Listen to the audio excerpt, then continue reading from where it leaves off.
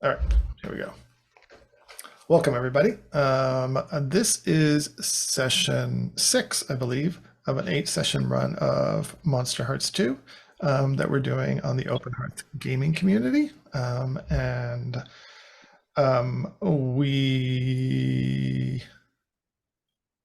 We'll be playing with the Open Hearth Code of Conduct, which includes a layered set of safety tools, which I will quickly review here.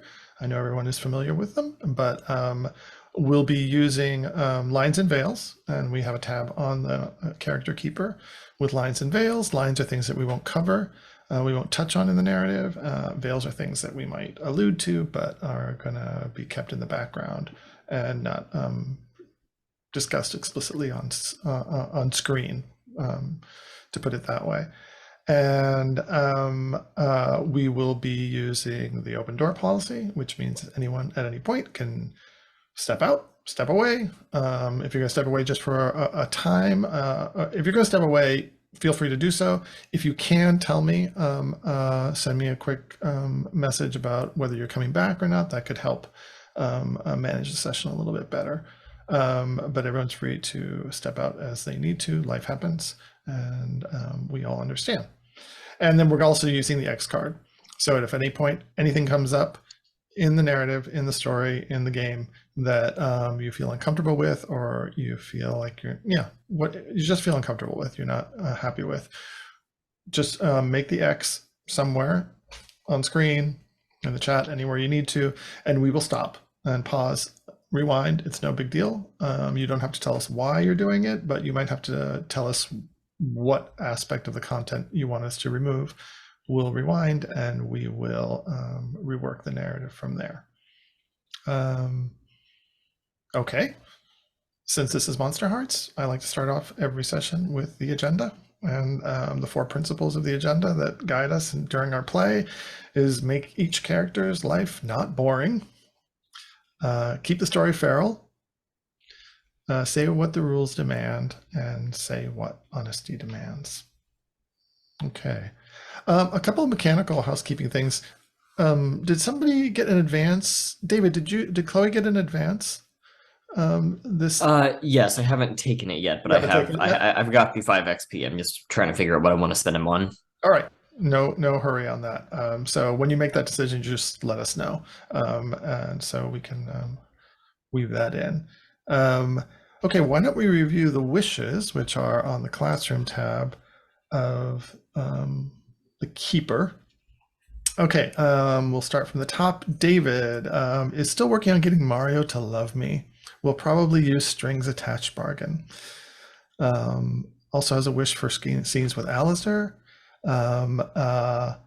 Wants to ask Belinda about the antler skull in the catacombs, and is interested in exploring the inner conflict between the romance with Mario versus the romance with Belinda. Donna is interested in breaking up the Eustace Anya affair with August, and wants to see the Belinda Chloe dynamic evolve. And is it time for more dark power and or fairy keen? Scenes with Alistair with some Luna angles. Stephen is interested in meeting the Fairy King, which is the new move that he took. Travis is interested in scenes with Belinda and Chloe. Everyone's on the same page around that. Wants to dial it up for Alistair and maybe explore some hexes. We'll have to inspire Alistair to cast some hexes. So those are the wishes that we have on the board. Why don't we start with some introductions? Just introduce yourself and your character, your PC, and maybe tell us a little bit of where we left off with them last time. And Travis will save you for last since you weren't here with us last time. And I'll just go across the way I see you all on Zoom here. Belinda, what happened with you? Donna, why don't you introduce yourself and your character, Belinda? Hi, my name is Donna. My pronouns are he, him. I'll be playing Belinda, the worm, she, they. Last week, I guess we saw a uh, a downward spiral of awkwardness with Chloe and Belinda's mom and the whole Mario affair. And then we saw Belinda, you know, well, I say spying on Chloe, flirting with Mario, and all that. So, yeah, all good. Great, thank you. David, you want to go next? Yeah, hi everyone. David S. He, him, and I am playing Chloe, the Infernal, she, her. Last session, it was great fun. The major things that happened were essentially that cracked under pressure and had sex with Belinda. The Wyrmley charm was too much to handle. And during pillow talk, my betrayal of the Fae, August, came back to bite me because I screwed up something simple and said Mario's name instead of Belinda's. That caused some strife, and I tried to run away, but only ran directly into Belinda's mother, had a very awkward forced breakfast with them before I was able to get out. And we finished off with the cross-country / track meet, where Harriet did surprisingly well. In my headcanon, she basically broke the state record, which is interesting, and we're not sure what to make of that. And then August gave me a foot rub, and I promised my pretty much anything to him because he promised a favor. I think that there are like implicit limits on a favor. That's fair. Like what common sense would call a favor, I suppose. Yeah, that's fair. And that's it for me. It was good times. Thanks, David. Steven. Yeah. Last time we saw August, I was broke into Belinda's dad's office. Even though I thought I came up with a very clever excuse for why I was there, he still figured me out. I was a little high at the time, so you know. I let Belinda know that I'm now keeping tabs on her for her dad. Anything she wanted me to pass along, just let me know.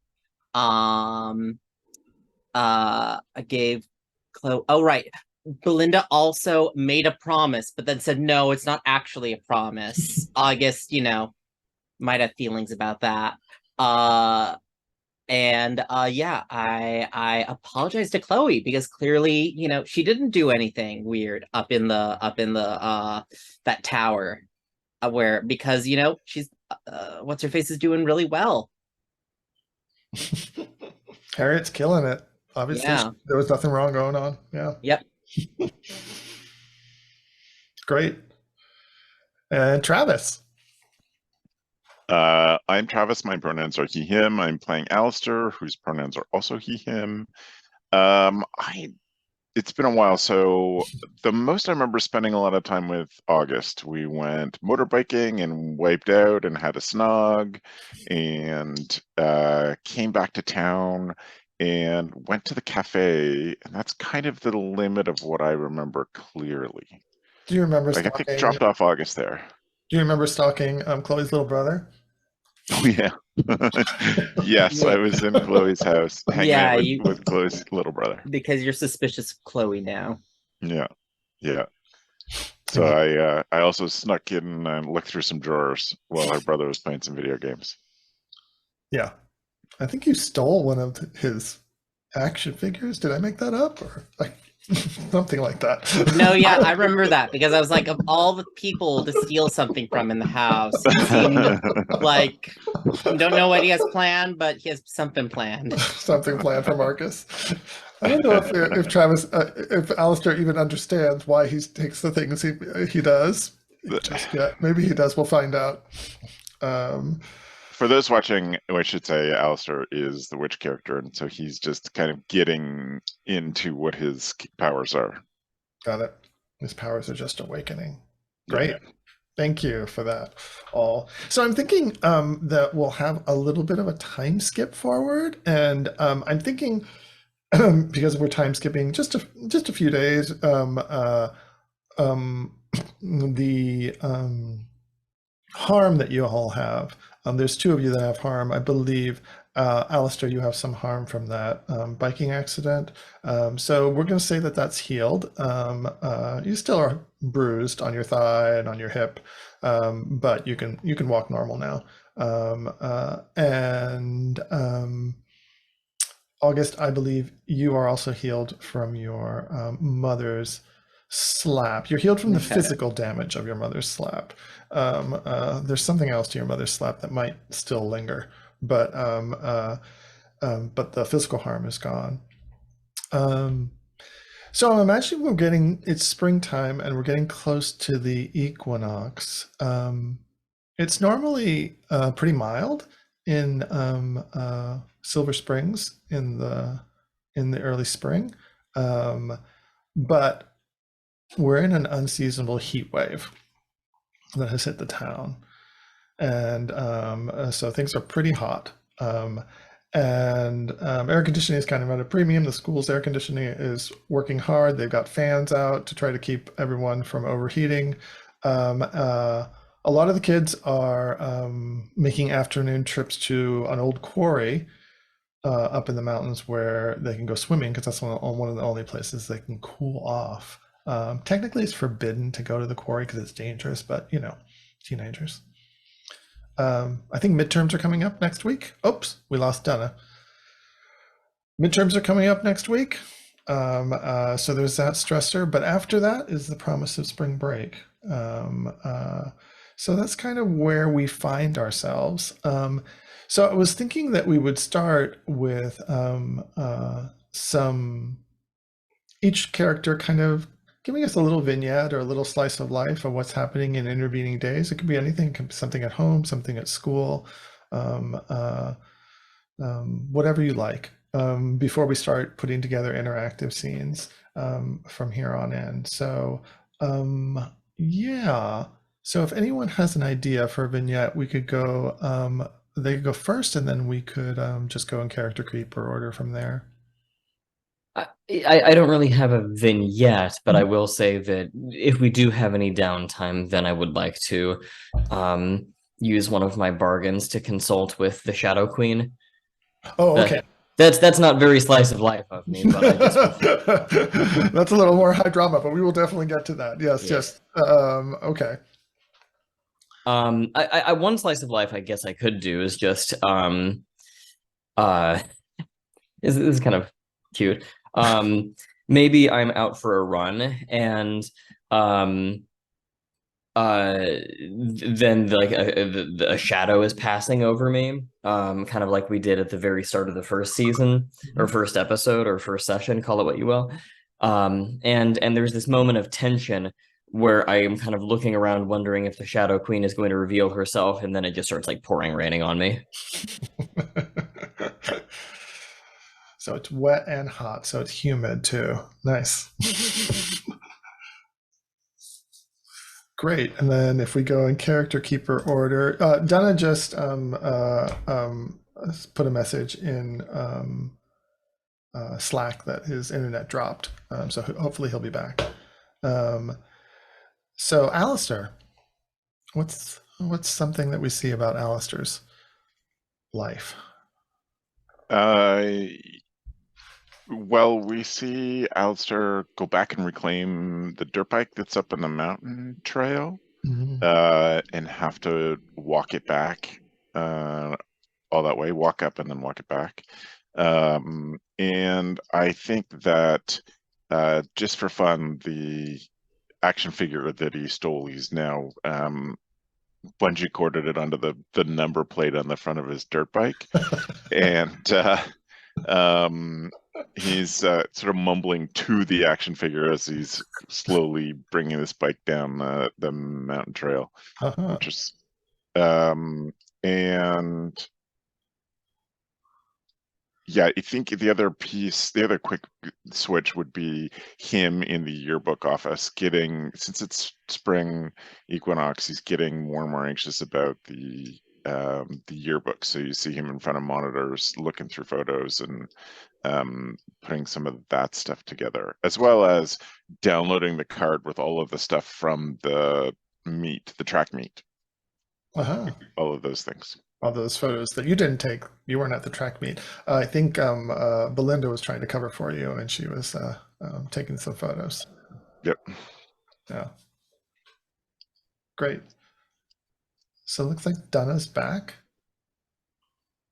Let's see. Welcome back, Donna. Can you hear? Yeah, I can hear you all. Okay, great. So I don't know. I was just kind of setting the scene a little bit for the time skip forward a few days, and I'm not sure how much you got of that, but it's really hot. And, it's really, we're in a heat wave. We're close to the spring equinox. Suddenly we're in this unseasonably hot weather. The air conditioners are not working, or they're working at capacity at the school, so things are kind of hot there. A lot of the students are running off to this old quarry where they can do some swimming to cool off in the afternoons, even though they're technically prohibited. Yeah, midterms are next week. And after that, spring break, the promise of spring break is there. So, and we were just doing a couple of little slice of life's vignettes. Chloe did hers about a run where she may have encountered or not encountered the Shadow Queen, and then just got caught in a rainstorm, which apparently it's raining and it's hot, so it's humid too. So it's really gross. And Alistair talked to us about going to retrieve his bike. And also, so Alistair, why did you tie the action figure to your front license plate? Do you have any insight into what's going on in Alistair's mind when he does that? I think Travis the player is reacting to the chat and just like, I'm not going full creep on this. I'm going into just jerk. And the ward against Marcus. There you go. Yeah, just trying to be a bit more brazen with all the stuff he's trying out, none of which involves anything other than trying to get through Marcus to his family. Got it. Okay. All right. Let's see. Donna, do you have a little bit of something that Belinda was up to in the intervening days that you might share? I mean, I think it might be something. Let's see. There might be an issue of the school paper to come out right before spring break or something. So maybe we're working on this. And also, although it was completely in passing, I can't remember who asked. Maybe it was August. You know, if we were weird and we had those kind of masked balls, and I said like Halloween and the equinoxes and solstices and something. So maybe that's coming up.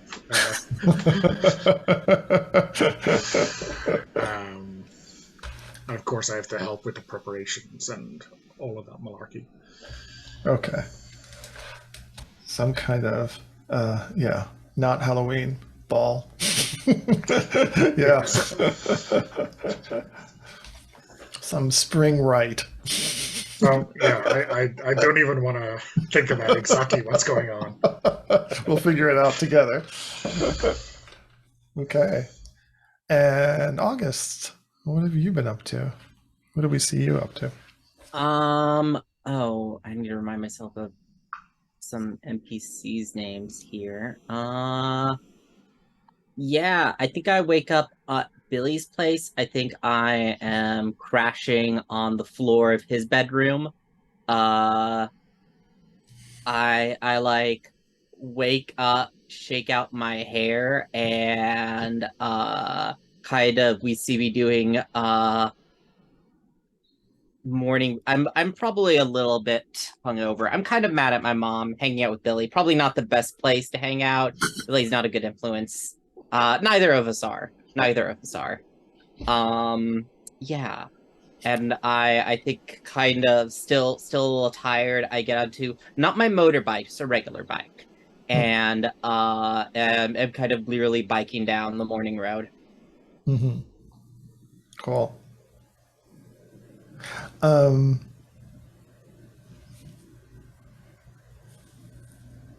I think actually, as you're biking down the road, I think you remember a dream from last night. These dreams that you have not been telling your mother, even though she asks about them all the time. And in the dream, you remember now that you're in a labyrinth of like dark green hedges that are tall, and you can't find your way. And the hedges are covered in red berries. And then you hear the clap of some cloven feet, and you can't tell where it's coming from. And you're running through the labyrinth trying to get out and away. And then over the hedge, you see a rack of enormous stag antlers. And you woke up terrified and sweating on Billy's couch. And as you swung your feet over the couch, you squished something with your feet, and you realize that there are some toadstools that have sprouted out around the couch as you were sleeping. It's not particularly sanitary over at Billy's house. Might be very moist carpet. Oh, okay, I thought these like had happened overnight. Yeah, it has just happened overnight. Yes, suddenly they sprang up. They weren't there when you went to sleep, as far as you can tell. So, okay.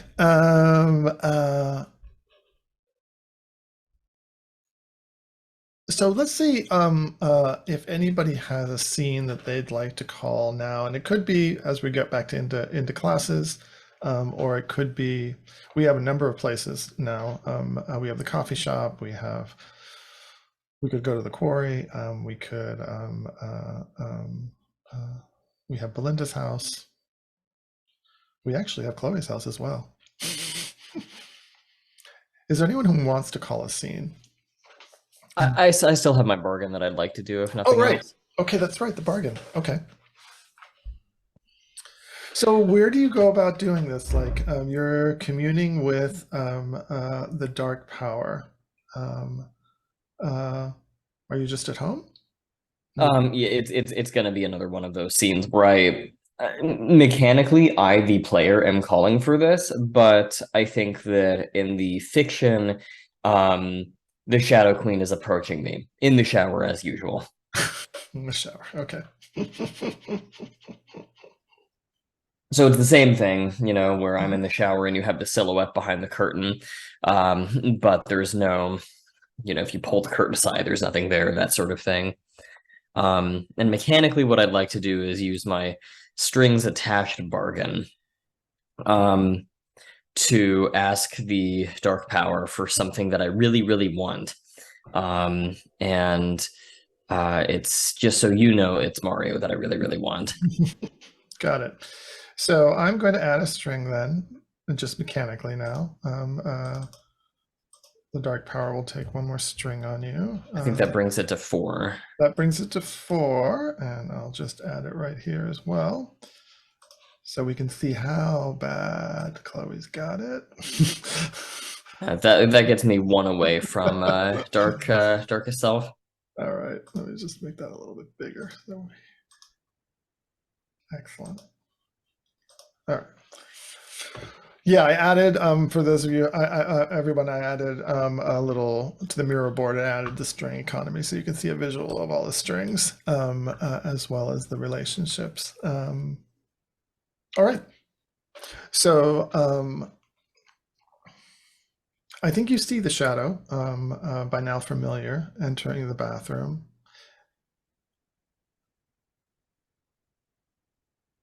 My dear, I feel your need. Do you want to ask something of me? You can you can help not just protect me, but also help me to get someone I want, right? Of course. Now, who's on the menu today? Is it Belinda? Or is it Mario? Um, I I think it's best if it's Mario. Do you think it should be? Oh, it's all up to you, my dear. I'm here to serve. Of course, it's a serious matter. Love spells of this sort. But I could certainly ignite someone's passion for you. For a price. What I mean, I already brought you Harriet. What more would you want? Oh, Harriet's lovely. Thank you so much. We're getting along famously. But for this ask,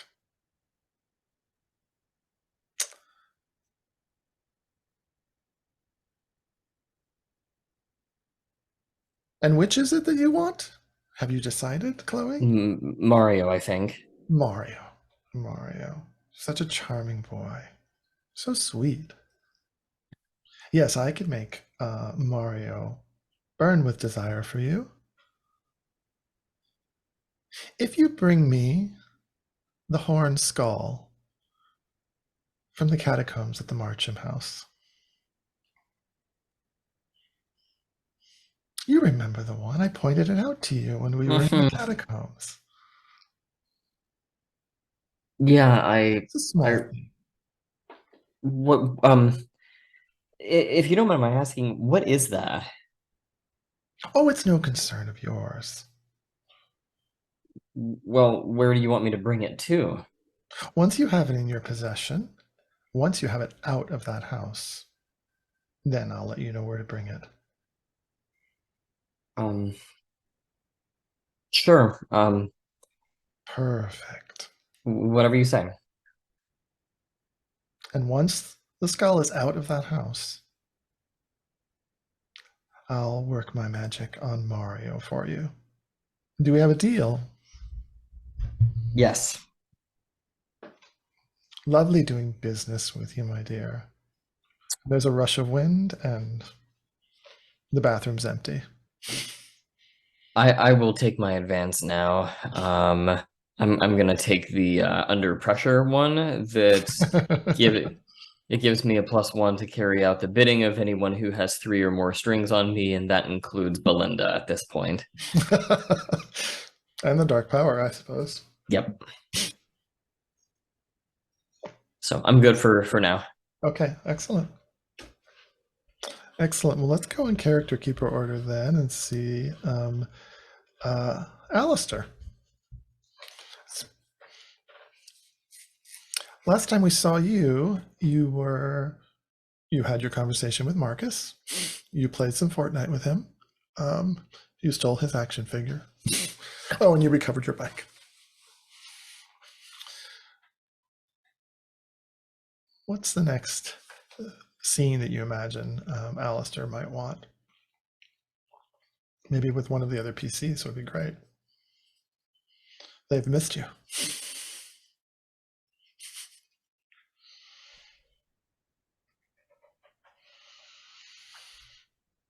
I am.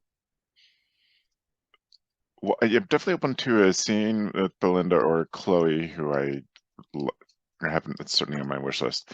I'm drawing a bit of a blank in terms of ideas for those scenes. Mm-hmm.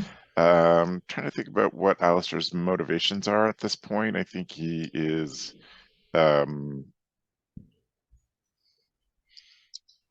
don't know. But personally, I'm drawing a bit of a blank. So if anyone Oh, has yeah. some ideas, I'd be open to anything for those characters. I wonder if you are maybe fishing for information about Chloe now that you're suspicious.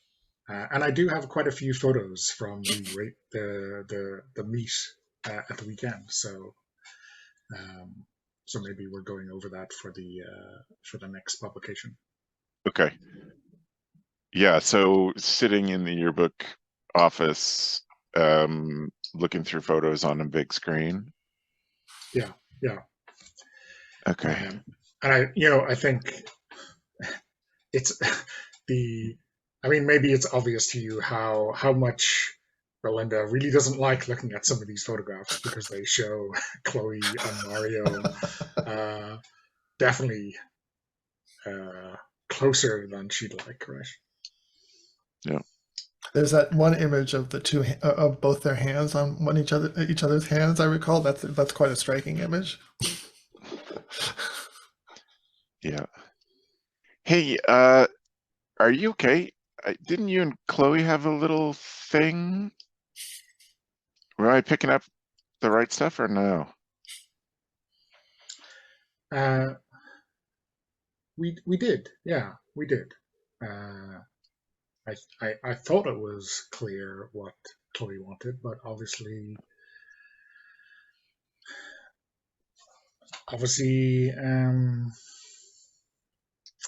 I don't quite get it.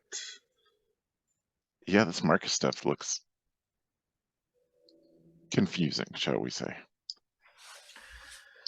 Well, when Yasmin showed up, I'm not sure she was impressed either, so, Yeah. Yeah. I am. When you did spend time, are you okay talking about Chloe? Do you want to move on? Should we look at some more photos? Or I had a couple of questions from the time you spent with her. You can ask questions. Yeah. Thank you. You tell me when you've had enough, but here, let's just get rid of these photos and put the screensaver back on. Do you think Chloe's been weird the last few month or so, last few weeks? I mean, other than this betrayal.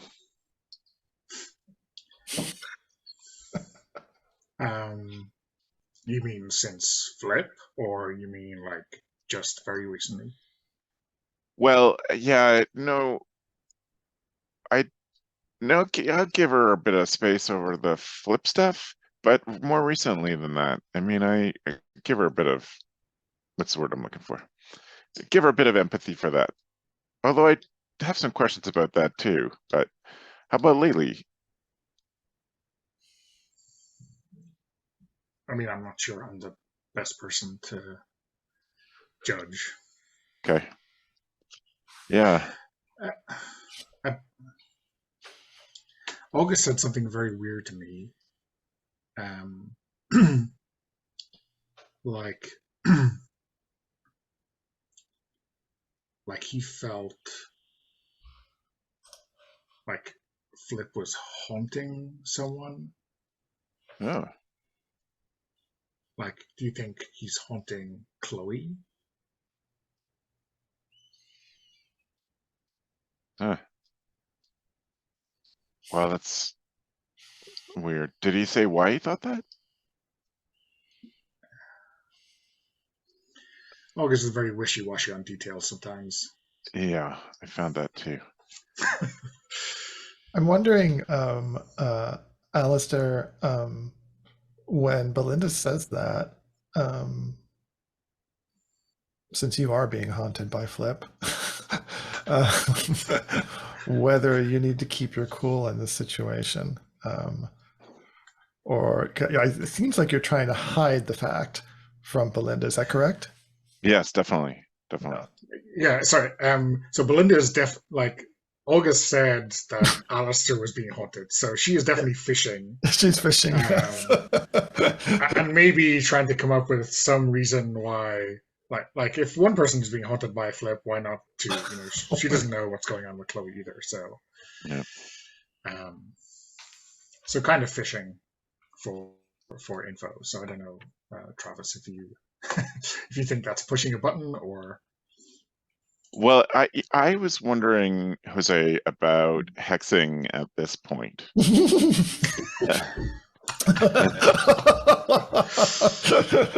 All right, so the way hexes work, there are two ways of casting them. One is when you use one of your sympathetic tokens, right? And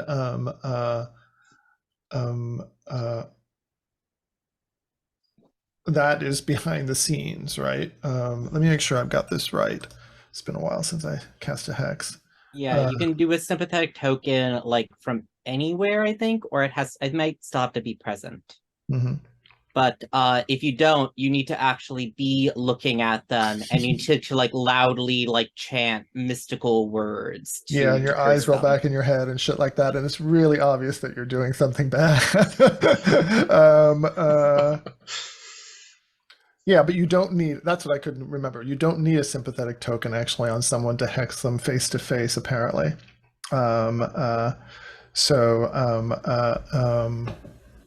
those are the two options. So if you want to hex Belinda right now, it's going to be really obvious that you're hexing her, and we can play that out.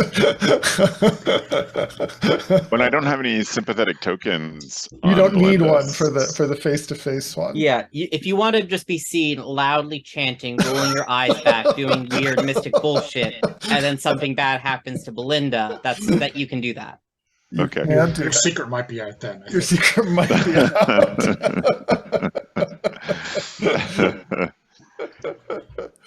When you say haunting, do you think it looks like this? And then I'm going to do my speaking in tongues and ritualistic stuff. Ah, and what hex do you want to cast on Belinda? Wow. The Ring of Lies. Obviously. Okay, then you are going to need to make a dark roll. Luckily, Belinda never lies. She just always says truthful things that are convenient for her. That are hurtful.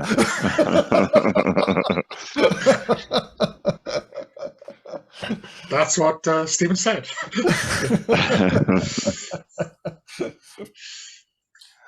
All right, so with this the hexing, you are going to roll with dark. And let's see if Belinda has any conditions that might give you a little upshot there. What are your conditions, Belinda? They are Mob Boss and Busybody. Yep. Two sides of the same coin. Since you're choosing to do Ring of Lies, I'm gonna say that you can take a +1 for Busybody, because she is in the midst of trying to push your buttons and find out stuff about you. So that's a +3 on this roll. Do you have the dice roller? Yeah. So 2 die, but I add 3 is where I'm at. Yeah. Correct? Mm-hmm. 2 modifier +3.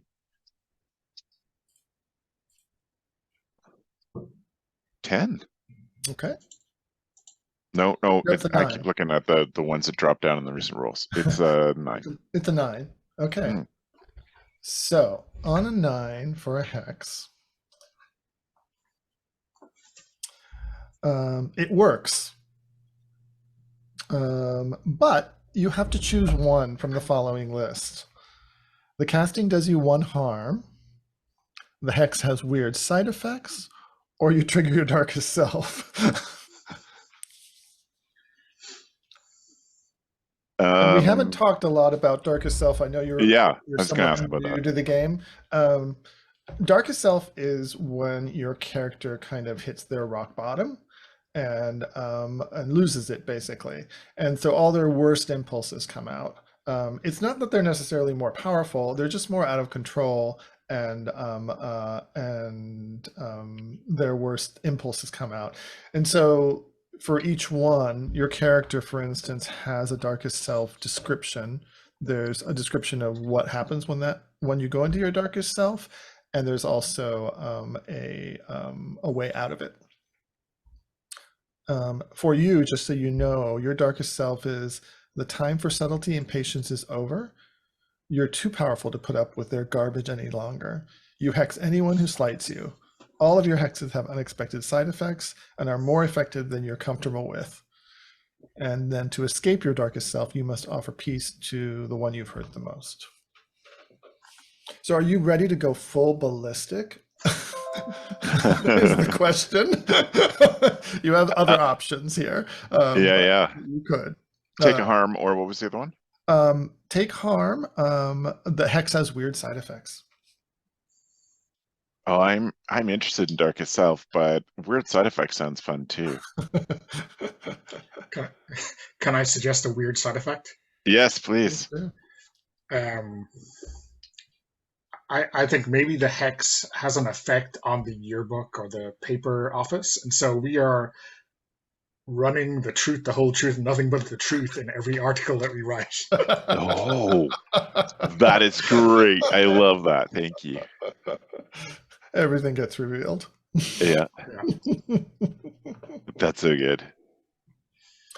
Okay, Yeah. and just so you know, the Ring of Lies, I'll just read that one as well for everybody. Whenever the person attempts to lie, they hear a piercing, ringing noise.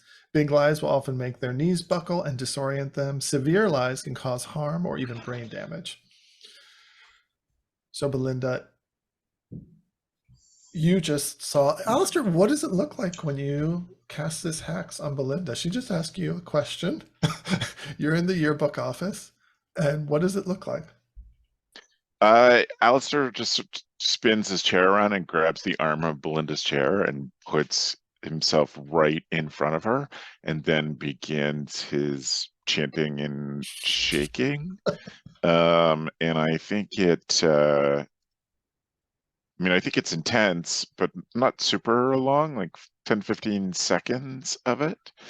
And ends up with Alistair sort of reclining, sort of falling back in almost exhaustion at this, and so therefore just sort of letting go of Belinda for her to relax in the thing. And do you know what you've done?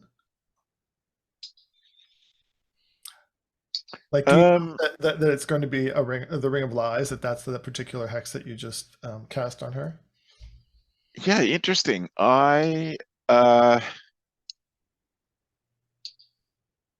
think to follow the story, I doubt that Alistair does know that. Like, I think he's just been feeling stuff and trying to figure stuff out, and this one just went with his gut and does not know what the outcome's going to be. So it's just a knee-jerk aggression towards Belinda somehow. Yeah. Somehow pushed a button and you lashed out, but you don't understand exactly the nature of the lashing out. Okay. And I think we hear all the PCs in the room, all of the hard drives are spinning up, and the fans are running as all of the PCs are overwriting all of the stories and things we've been collecting. All right, Donna, how does Belinda respond? Yeah, like, Alistair, are you okay? It's like, Belinda, are you? What are you trying to get out of me? Like, did you just have a fit or something? Do we need to get you to the school nurse? You said haunted. I wondered if that's what you meant. What are you trying to get out of me? Like, I want to know if Flip is like I don't mean like, you feel sad. I mean like,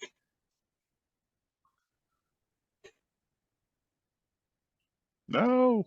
Oh no, did we lose around the Donna? place, haunting the people They're who, back. whatever. Donna, you cut out for a little bit, just Am I at back? that important moment, key Okay. moments. So could you repeat what Belinda said? I don't mean like you're sad about a flip. Zoom. Yeah. Or I mean, is there an actual ghost haunting you? How about you, Belinda? Are you being hunted by a ghost? No. Okay, I get I that. didn't really know Flip that much. Yeah. Belinda, I'm curious what you have been doing spending time with Chloe. I get that you've got a thing for her, but I think there's something else. Why don't you tell me about that? I mean, Do you want to try a first lie to see what the yeah, reaction but I'm is? trying like.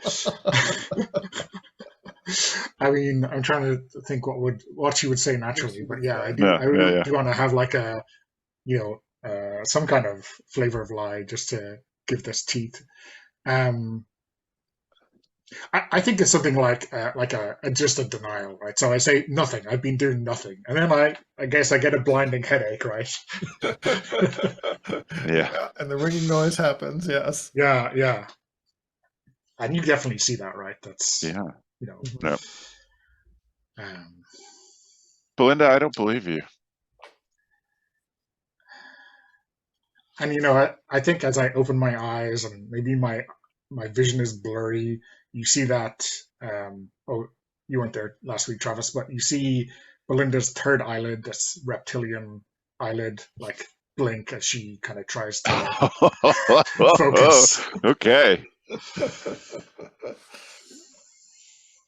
Belinda, what the fuck was that? Yeah, that's what I was gonna say. What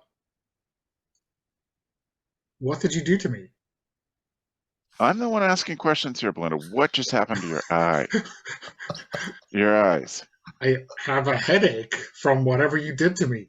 Did you slip something into my drink? I did not. What was that weird blinky thing? You don't blink? I blink. I don't blink with another eyelid. Sure you do. You have two eyelids. My eyelids don't blink from the sides. Wait, I'm just curious. Oh no. Okay, I see what you're saying with two eyelids. Okay. Wait, you got a top and a bottom one, right?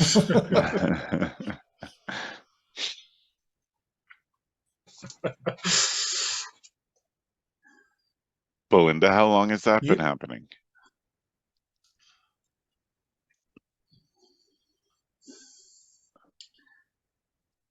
I don't know what you mean. And then, yeah, I think I just fall off the chair. Right. So how Belinda, are you? I'll tell you what. You sit there for a second. I'm going to go get some water and an aspirin. And I need you to know I'm coming back with the same questions. Okay. And then I'm just going to walk out. And if you want to use that as a chance for Belinda to run away, I'm fine with that too. I'm just curious, Alistair, are you feeling like is Alistair feeling really sadistic? Like is he really enjoying this attack on Belinda? Belinda has said horrible things to you in the past. What's that? Belinda has said horrible things to you in the past, or yeah, to you in the past, and she is kind of your boss at here. Right. So yes, absolutely. Alistair is feeling powerful. Powerful and a little vindictive. Yeah. Usually Belinda's in control, right? Well, Yeah. why don't we stop right there? We can cut back and to this scene, but it's getting close to the top of the hour. So why don't we take our first break here and then come back at 5 past, and then we'll check in with August. Great. Jose, I'm gonna sign out and try to fix do something with Zoom, see if I can fix this. So you might have to let me Perfect. back in at 5 after. No worries. Thanks. Thank you.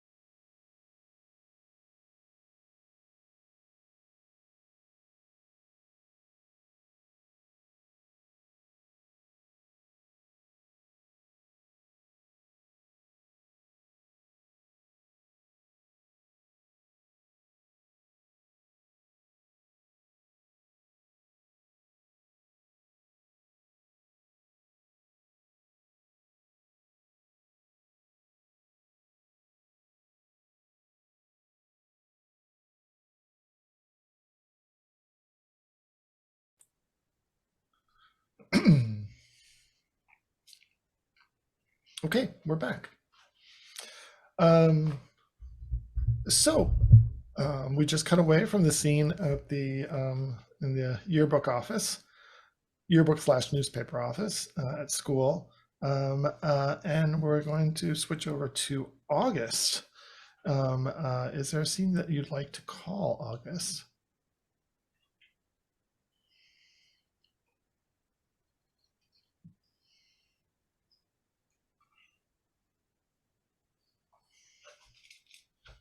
Yeah, I was just thinking about that, and I'm actually wondering if an interesting thing to do, given that strange dream I had, is if we actually flash back to that night and I make this Beyond the Veil move.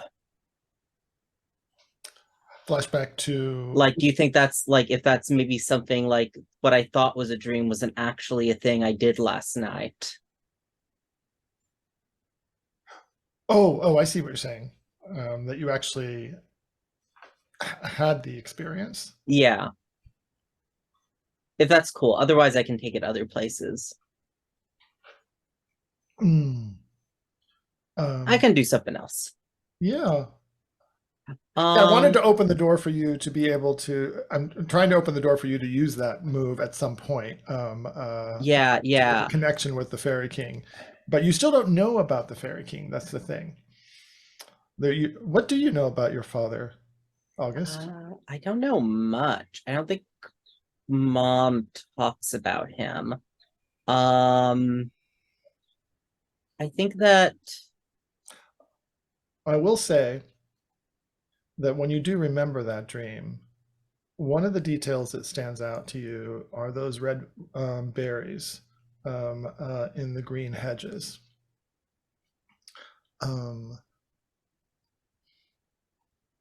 okay, you know what? I'm gonna show up at Chloe's place. Okay. I kind of I don't know what kind of place, like what's your house like, Chloe? We've never actually seen your house. I'm thinking it's Oh no, we have seen your house. We have seen your house. yeah. I forget, what did we describe it? I know there was like a basketball hoop in the front because Marcus was playing with that. Mhm. Yeah, I was thinking like sort of 2-story suburbia, maybe 2,000, low 2,000s square feet kind of a thing. Yeah, okay. Yeah. Kind of wedge my bike into the fence posts of your house. Go up, ring the doorbell. Or no, I think I probably just start throwing some pebbles at your window. Sure. Right. That's a necessary move here. I will throw the window open, and I kind of lean out. I'm sort of wearing this loose t-shirt that I sleep in. What? August, what are you doing down there? You can just text me. What's up? Right. Okay, this is gonna take some explaining, but I'm gonna be going to this party that Belinda's parents are throwing as her date or something.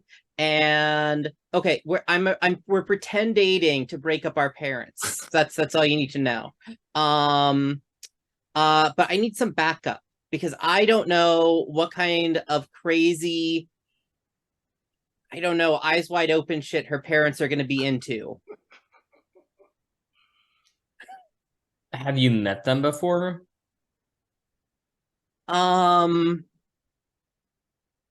Yes, and they are very scary, and he is very scary.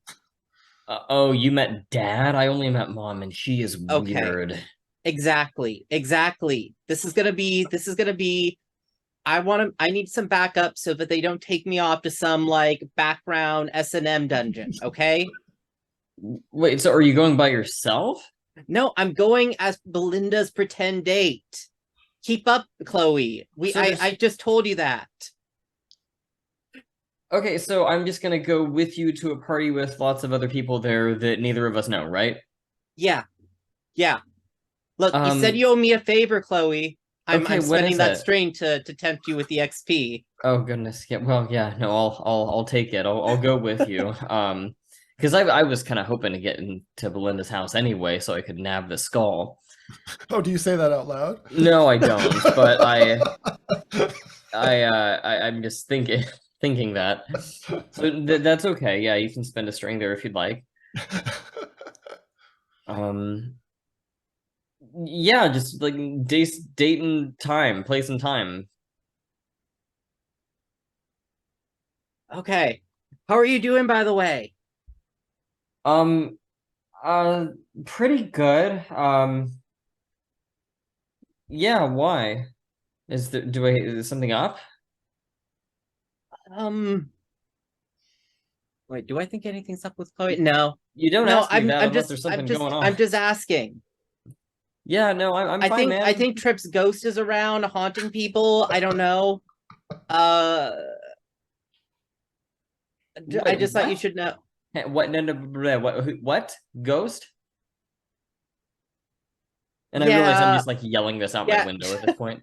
Yeah, Trips. Yeah, I think we are just both shouting. Like, this is just a really weird. This is just turning into a weirdly like long, like shouted conversation from your window. Yeah, Trips ghost. It's haunting people. Like Travis and Belinda both seem really not Travis. Alistair and Belinda both seem really into it for some reason. Do you want to come in?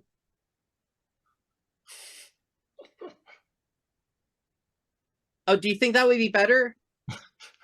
We should talk about this in more detail privately. Okay. Okay, I'll unlock the back door.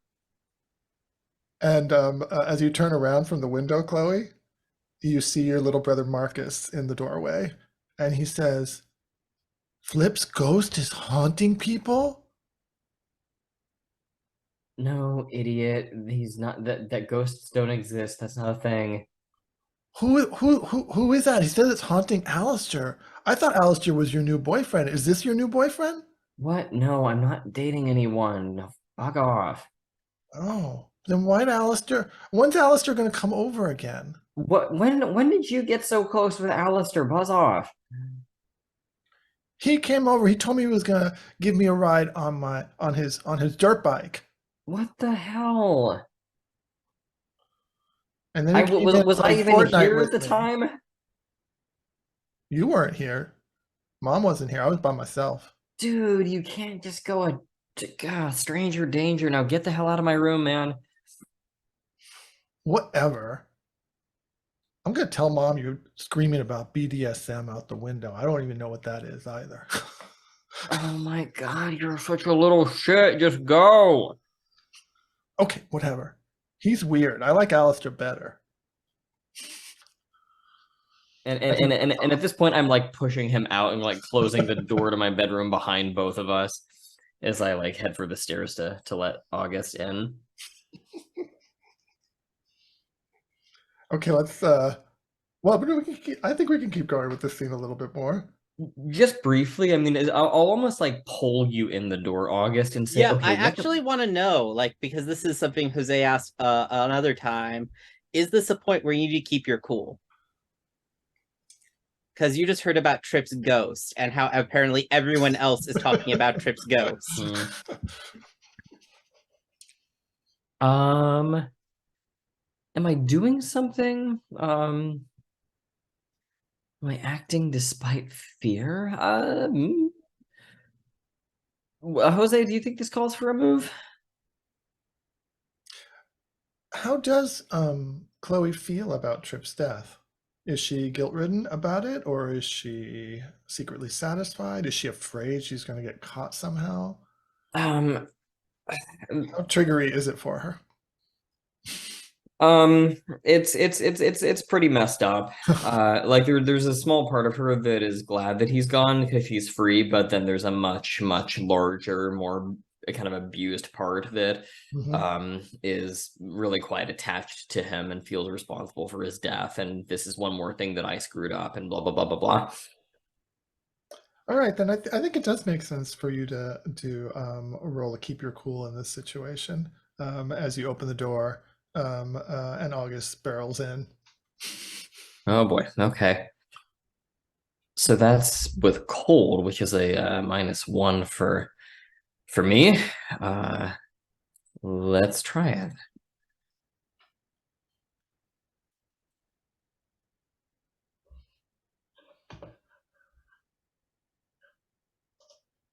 Oh my. That's a nat 3.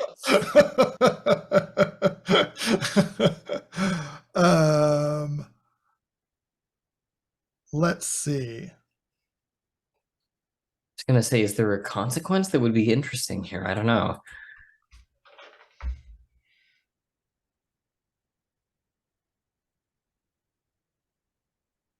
Yeah. I think when you open the door, you don't see August at first. I think what you see is instead of August is standing in front of you, but rather than seeing August, what you see is Flip. And he's covered in blood, and he's looking at you with hatred in his eyes.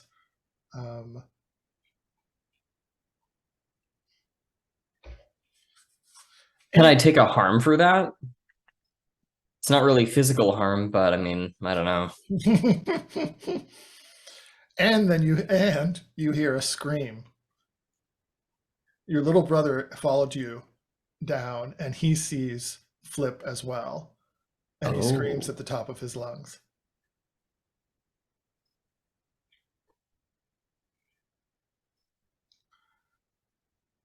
And yeah, what do you do?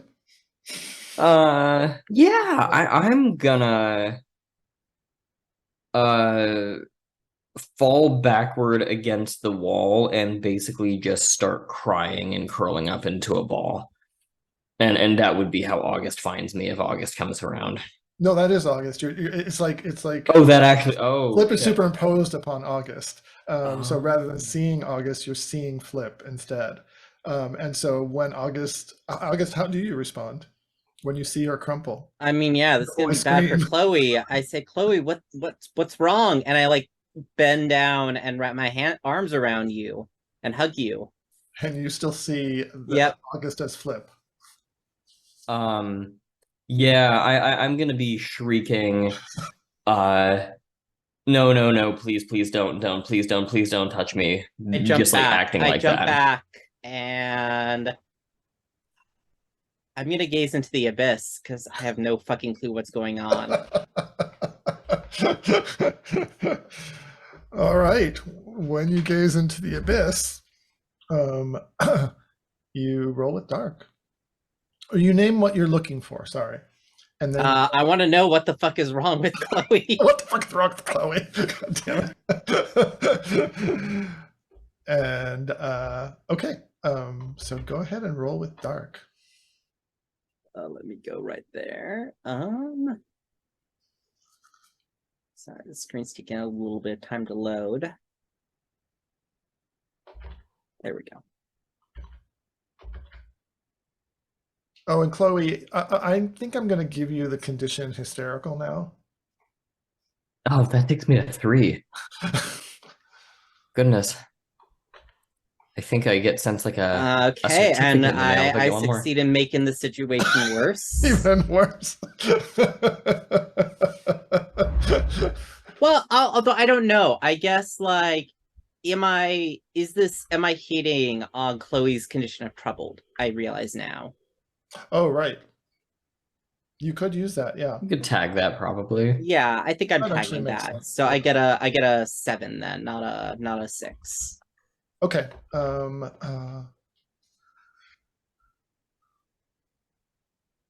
Then as you step away from Chloe, who's still screaming, and Marcus has run off,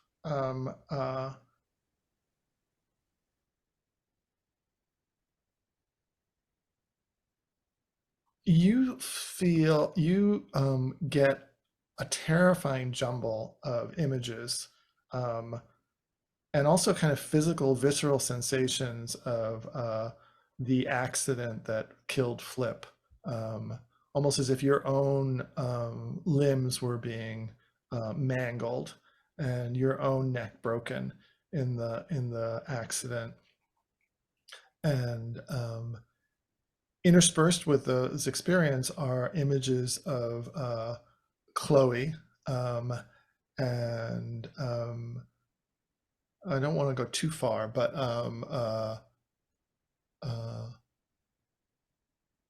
Chloe with hatred in her eyes, but also crumpled up, with Flip looming over her, and then all in the background you have a sense like someone else is watching.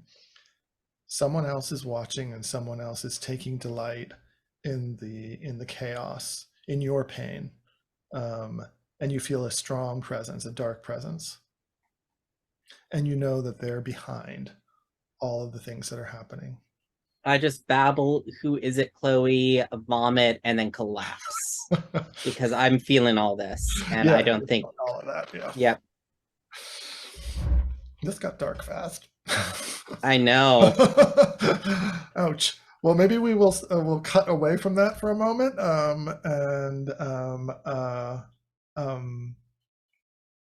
back to the yearbook / newspaper office. Travis has gone. I mean, yeah, Allison. Alistair has gone off and given you a moment's respite from his interrogation. Belinda, what do you do? I mean, I think my first instinct is to call Chloe, but maybe the phone is upstairs and she doesn't answer. I think I'll leave. I'm not going to leave a voicemail because I'm a teenager and screw that. No one does that. Who does that? But then, yeah, I mean, I think I'm going to use Steven's line and say I completely don't know what the fuck is going on, and I'm going to gaze into the abyss.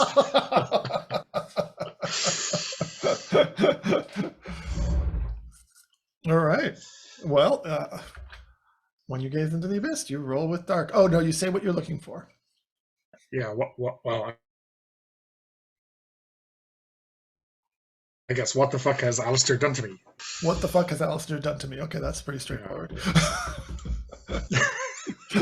So let's see how this goes. You got an 8. Okay.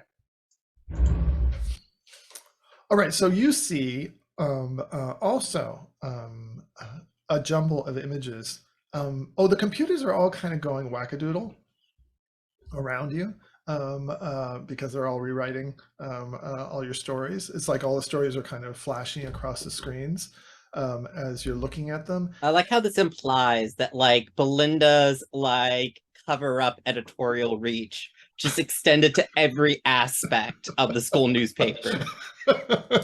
It's a great side effect, or a great weird effect for the hex, yeah.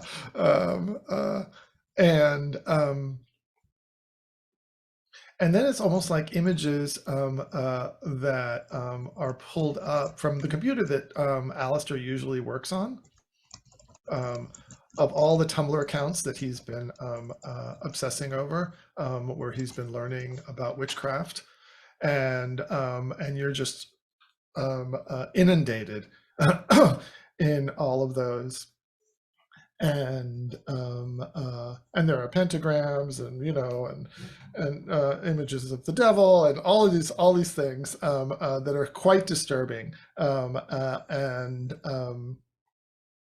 and there's something kind of like a strobe effect to it all that is really disorienting you, Belinda, even with your special eyelid, so it's disturbing and it's disorienting, but you get the clear message that Alistair has been inundating himself in witchcraft, and that this is some kind of spell that he's put on you on purpose.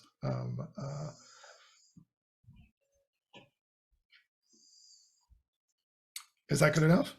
Yeah, perfect. I guess I knew about the Tumblr account before, right? We had discovered it with Luna.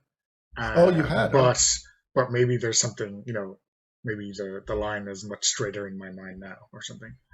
Right. Oh, I didn't know you discovered the Tumblr account. Okay, got it. Sorry about that. I think it's much straighter in your mind now. Maybe, yeah, because you're clearly connecting it to a hex that he just cast on you. Yeah, and he can be back in a moment. Yeah. Will you face him? Marchams don't run from their from trouble, or rather, I cannot run home with this because, or we will. You cut out there for 1 second, and so Marchams don't run from their troubles, and yeah, or I could run home, but then I would be told to solve this problem, right, one way or the other. Right. That's more terrible. Okay, then with that piece of information, Alistair, do you come back to after you get your drink of water? Yes. I have a glass and a like a sample pack of aspirin, whatever it is. Headache Linda looks a medicine. little disoriented and dismayed, kind of slumped in her chair a little bit. Yeah. Here, Belinda, take this. Yeah. And a normal person would like slap this glass out of Alistair's hand, but I don't. I take it and I drink. What is it you want to know, Alistair? I want to know why you asked me if I'm being haunted. Because I know you're being haunted. How do you know I am being haunted? Like I said it already. Who told me? All right.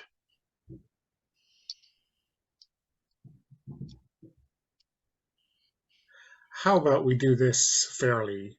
You get one more question, and then we end your little spell. How do you know about my little spell? Well, I worked it out. You know, people don't speak in tongues and such without it being witchcraft. I mean, I think your private Tumblr account was a bit of a lead. You know, you left that open a little bit too much. Belinda, what do you know about Chloe and Flip?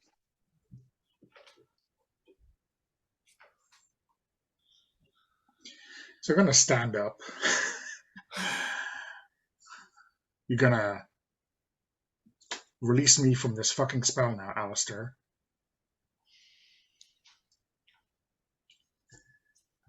Or else I'm gonna find out exactly what it is I can do to make your life a living hell.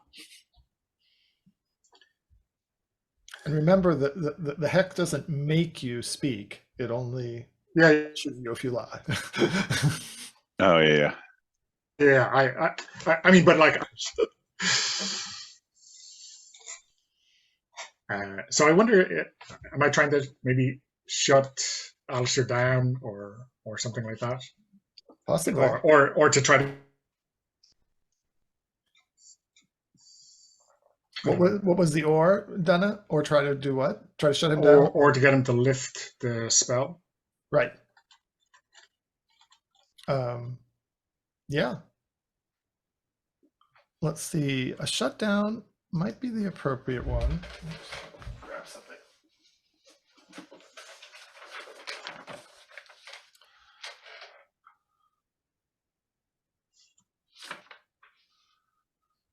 Now, do you have any strings on Alistair? I do. I mean, I could just spend the string to get him to do that. Because it seems like you're wanting him to do something. Yeah, maybe it's pulling strings shut him down. instead. I think it's more of a pulling strings kind of thing. So you could pull a string and tempt him to do what you want. But I also want him to be a little bit afraid of me, you know. Okay. Well, let's see. I don't know, Travis. Do you think one way or the other is better for Alistair? I feel like you could do both. Both. Like you could That's shut what I'm someone down, and then Okay. Yep. Okay. maybe if this goes poorly, you won't have that opportunity to pull strings. It's true. Yeah. Let's see how the shutdown roll goes. Yeah. So to also to say, not last session but the session before, I took Cold as Ice as a move, All right. which gives me an extra option on a hit. That's a vampire move. we will see. If I roll a hit, I can worry about it. You got a hit. You got an Yeah. 8. So let me-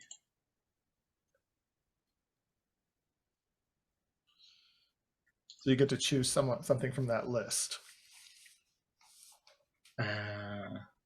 so I get 2. I get an extra option. Oh, right. You get the extra Yeah. option. Yes. What is the extra option from Cold as Ice? So you get to pick 2 options from the Oh, list. you get to pick 2 options yeah. from the list. Oh, Yeah, ouch. But I'm still getting a condition from Alistair in return. Yeah. Because I don't know. I come across even more like a mob boss or whatever it is. I don't know.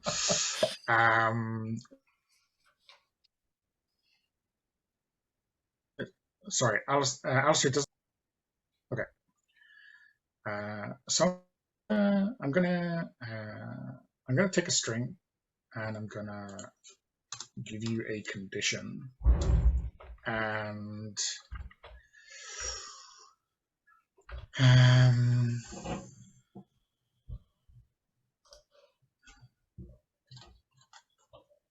I mean, is afraid of Belinda too obvious or too constricting? Do you have any ideas, Travis, for how Alistair feels about this?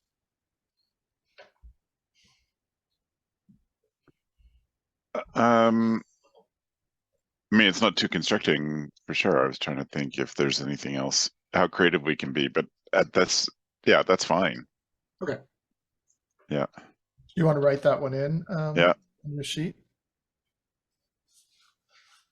And I've given you the extra string, Belinda. I'm keeping the Miro board at least going, but you can, okay, yeah, I've done. You can do your sheet. own column. But you're about to. Are you about to spend a string? Yeah, I'm about to spend it to. Okay, so I'll take it off. To tell me. but maybe that will come like after some reaction on this. So how do you respond, Alistair? Because you also have to give Belinda a condition. Have we done that yet? Yeah, not yet. Not yet. So Alistair, you can give Belinda a condition. Okay. She currently has busybody and mob boss. For conditions, am I pulling from an option list, or are we making those up? You can use anything you want. Okay. That somehow, think about how she's coming across, and whether there's something about that.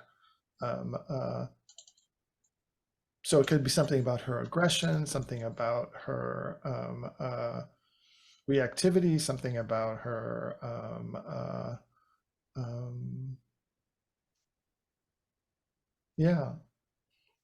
there's a lot of possibilities. How is Alistair feeling about the shutdown? So he was going at Belinda full bore, right? Yeah. And also, I'll just add a piece. I don't think you actually know how to reverse this hex. Right. Totally. Yeah, I was thinking. I just add that in there for you. Yeah. To the calculus. So you're. Well. Yeah.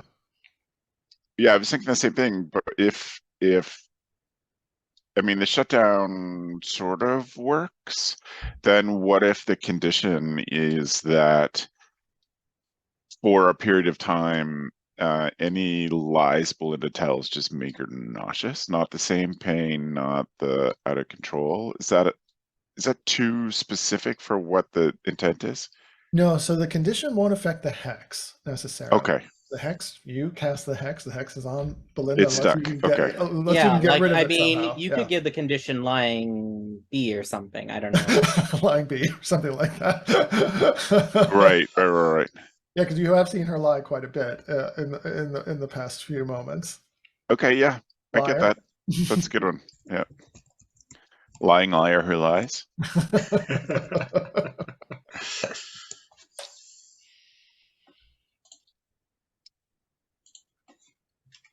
And then how do you respond?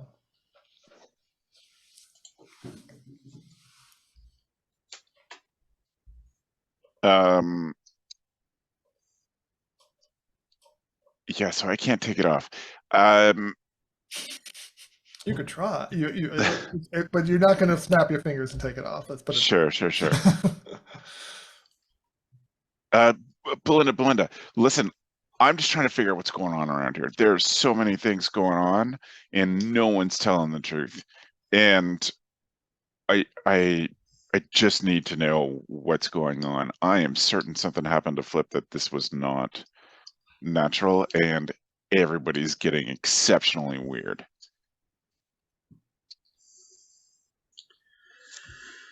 Well, Alistair, Flip was a piece of shit. And Not a lie. and I don't know exactly what he got up to or what he did, but I don't think Chloe liked it very much. You don't think Chloe liked it? Well, I mean, I don't think any of her friends would have liked it. yeah, I mean, Flip and I have been friends since we were kids, and he also got weird and possessive and controlling. And no matter how many times I talked to him about it, it just still kept coming. But then just all of a sudden one day it was gone, and the circumstances sure were strange. I'm just trying to figure out what happened. I'm not blaming anybody. Okay, I don't know what happened beyond what was in the papers and the talk around school. Alistair, take this fucking spell off me now, okay? I'll spend a string. Okay. Yeah, that's great. Okay. In some time. Pardon? You know, if you say you can't do it and you'll figure it out, then that is fair enough for me. Yeah, you will get the experience if you agree to Okay. take the hex off. But yeah, but I think in order to get that experience, you're going to have to come clean that you can't do it in the snap of a Okay. Look, I'm sorry, and Oh, one more question, Alistair. Is that what you're thinking? One more question before you remove this spell from me? Fuck off. I'm not saying another word to you until you take this spell off me. Okay. Okay.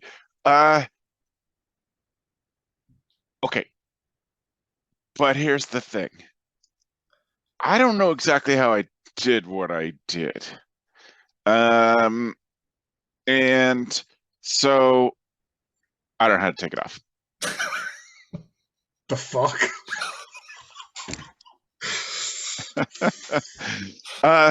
Belinda, listen, okay. You give me a couple days. I'll figure it out. A couple of days. I have a party to go to on Friday. I cannot be like this when there are guests in my house. That might be a lie, actually, because you can, because the thing's on. I mean, you know. Is that going to give you another piercing poke in the eye? No, I mean, she's not lying. She may be.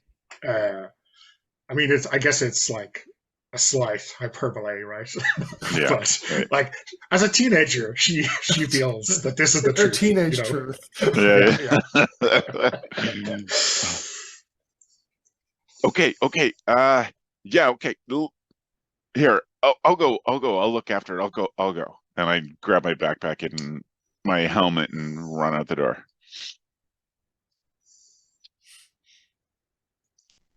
Yeah, I guess I collapse in the chair,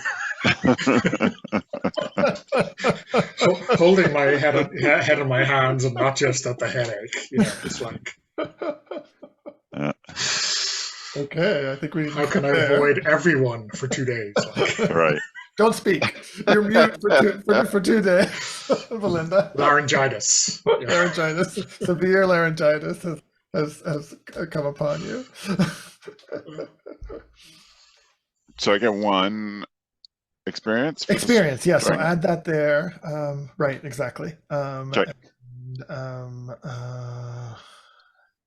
Yeah, you're getting 1 more experience, and you'll have an advance, which would be great.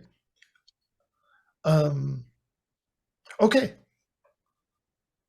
let's flash back to Chloe's house, where we left things kind of in a chaotic jumble.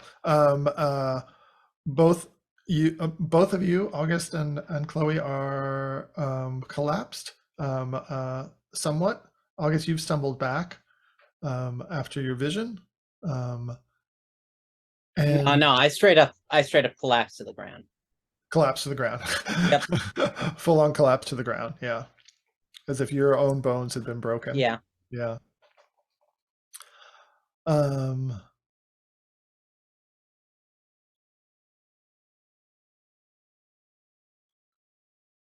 so yeah, I don't think Marcus shows his face. I think Marcus is run outside in front of out of the house in terror. So Chloe, I think the spell is broken or the vision is broken, and you see that it's August and that he's crumpled on the ground in front of you. As you come to yourself, yeah, what's that look like and what do you do? I think I'm kind of snapping to and have this moment of semi-lucidity where I realize that there's not, Flip isn't here. I look around, brother's not here. I just see just August like crumpled in a vomit puddle. Is that correct? Oh, there was vomit. That's correct. Yes. Yeah. So I will crawl because I'm not able to really steady myself enough to walk it quite yet. I'll kind of crawl on one arm over to August, kind of take you by the shoulder and like try to turn you over kind of onto your side, at least so I can see you. And I'm going, August, hey, what the hell? Wake up, man. Are you okay? And I'm like slapping you a little bit.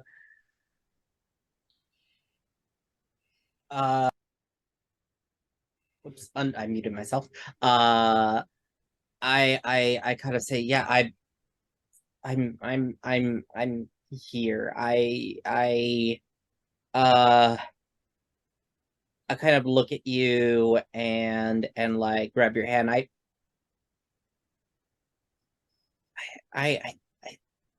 so I'm just trying to remember. Was it open knowledge that you were there when Flip died?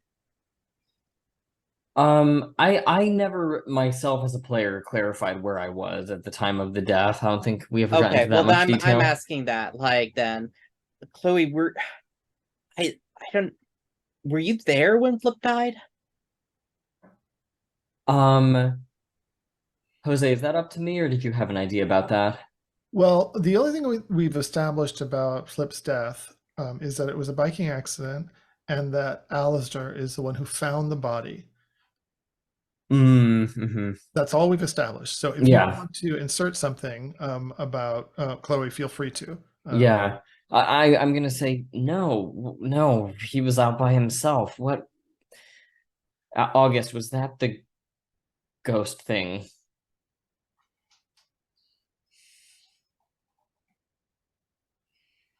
Oh, wait, what was that? I say no. I wasn't there, and then I ask, was that the ghost thing? I and I go, I don't know, but I know I saw you and Flip and someone else. Someone else, they seem to be enjoying it. Enjoying what?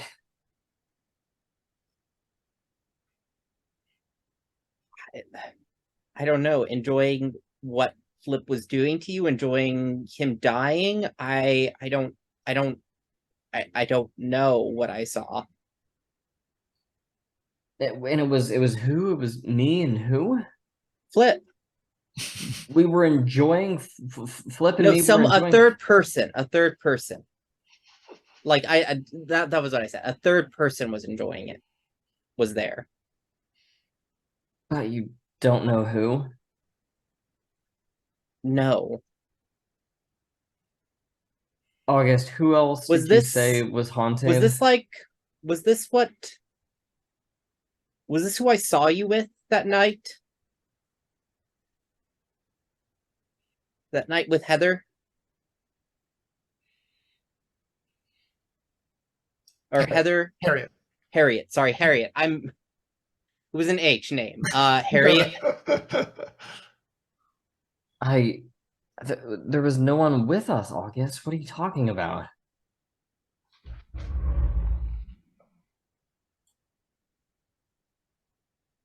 But I saw someone. I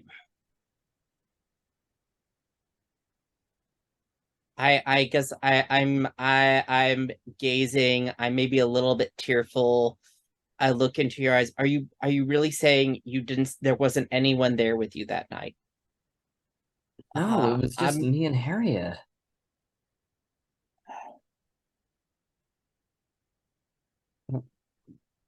What are you talking about? Do you want to try to pull a string to tempt her No, to? I don't have any strings left. Oh, you don't have any strings left. Yeah, I guess I hug you and I just say I don't know anymore, Chloe. My mom's always asking if I see things. I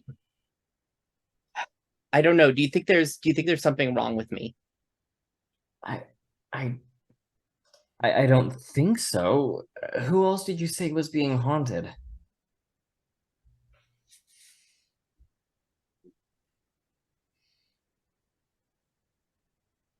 Um I thought you said someone else was being haunted No, I said that I saw Flip or do you mean earlier? earlier. I just said that like Alistair and Belinda were I was talking Alistair and Belinda were asking me about Flip's ghost. Okay. Look, August, if it's multiple people plus me seeing this stuff, something's up. I don't know what the deal is, but something's really, really messed up here. Um, we we gotta talk to them and see what they know and what they can do.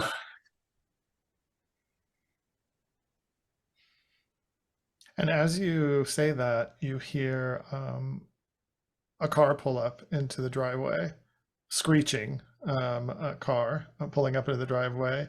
And you know your mother's shift doesn't end until later on today, but you know the sound of her car. And she gets out and starts calling your name, Chloe. Chloe, are you here? Are you here? What's happened? And I kind of like brace myself up against the table and kind of like stumble into the front room. Yeah, what's up? Is everything okay? Your brother, where is he? He I don't called know. me He- hysterical. What? No, I don't know. He ran off somewhere. What happened? I don't know. He's left.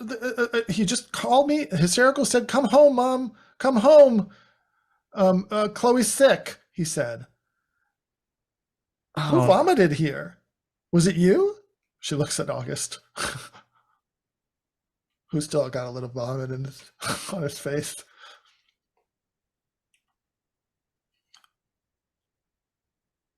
Do you say What was August? that?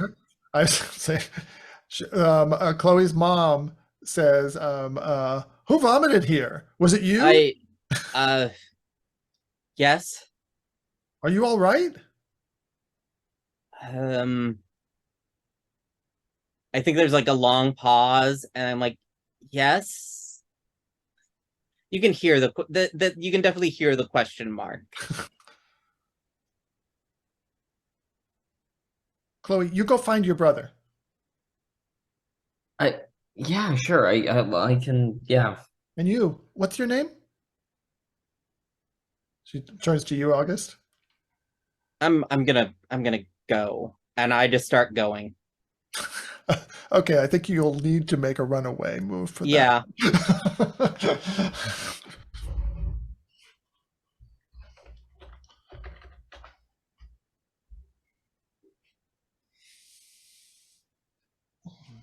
It's a 9. It's a 9. Okay, so on a 9, you will get away, but you have to choose one of the options under runaway. Oh, I think I caused a big scene. I think this is like I think this is already like I look like I'm fucking out of it.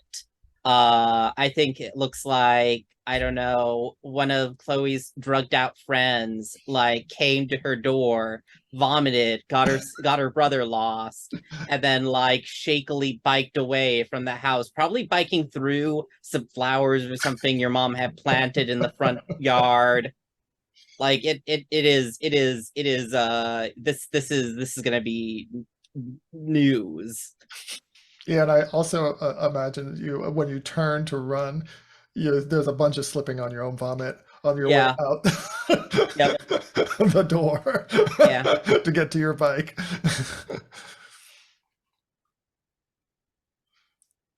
All right, we will cut the scene there.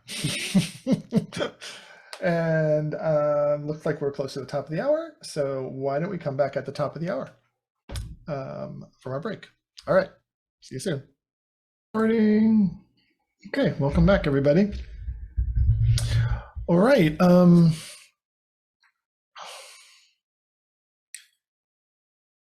I want to turn to you because I think the scene in the yearbook room was Travis had called it, but I wanted to see if you wanted to call a scene next for Belinda after. Scene. Yeah. Stephen, I wonder, are we putting off Operation Reverse Burn Trap till the party? I guess I feel like that's a good point to bring it up in. Like maybe, I mean, unless you want to do something. Yeah. I mean, I guess will we point need out. to. I just wanted to say there is that text from Luna that you haven't responded to yet. Yeah. So Possibly. yeah, I need to meet with her and find out what dirt is being dished. And you know, I'm all too willing to fire Alistair's ass now.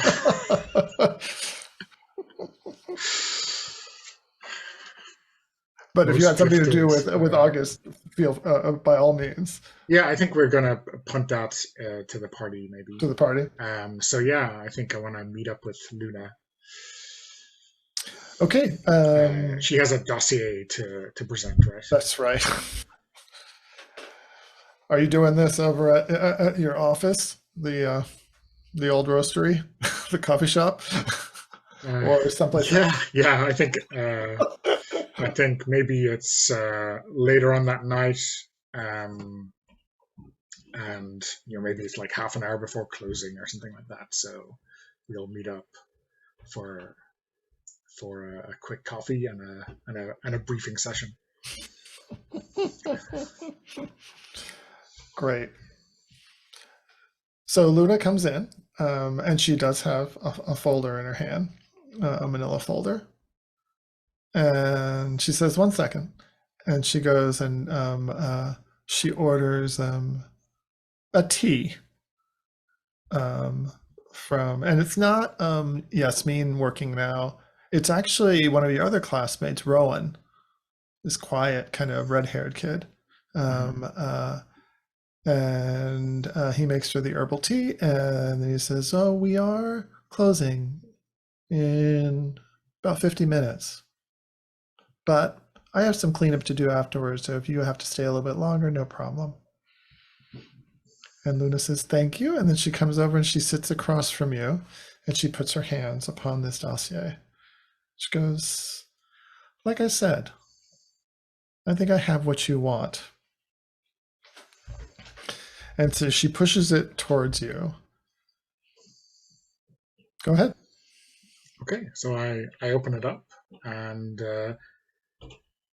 as I look at it, maybe I say, why don't you give me the your main takeaways? Sure. This is the job application that August's mom put in at the casino. A little digging. You'll see highlighted there, the previous address is fake. The social security number is fake. Pretty much the whole application is a fabrication. I have no idea how she managed to get that job. I did some more digging to see if I could figure out where they're actually from, and I couldn't find any trace of her or his existence at all. No birth records, no employment records, not even a cell phone number. Neither of them officially exist.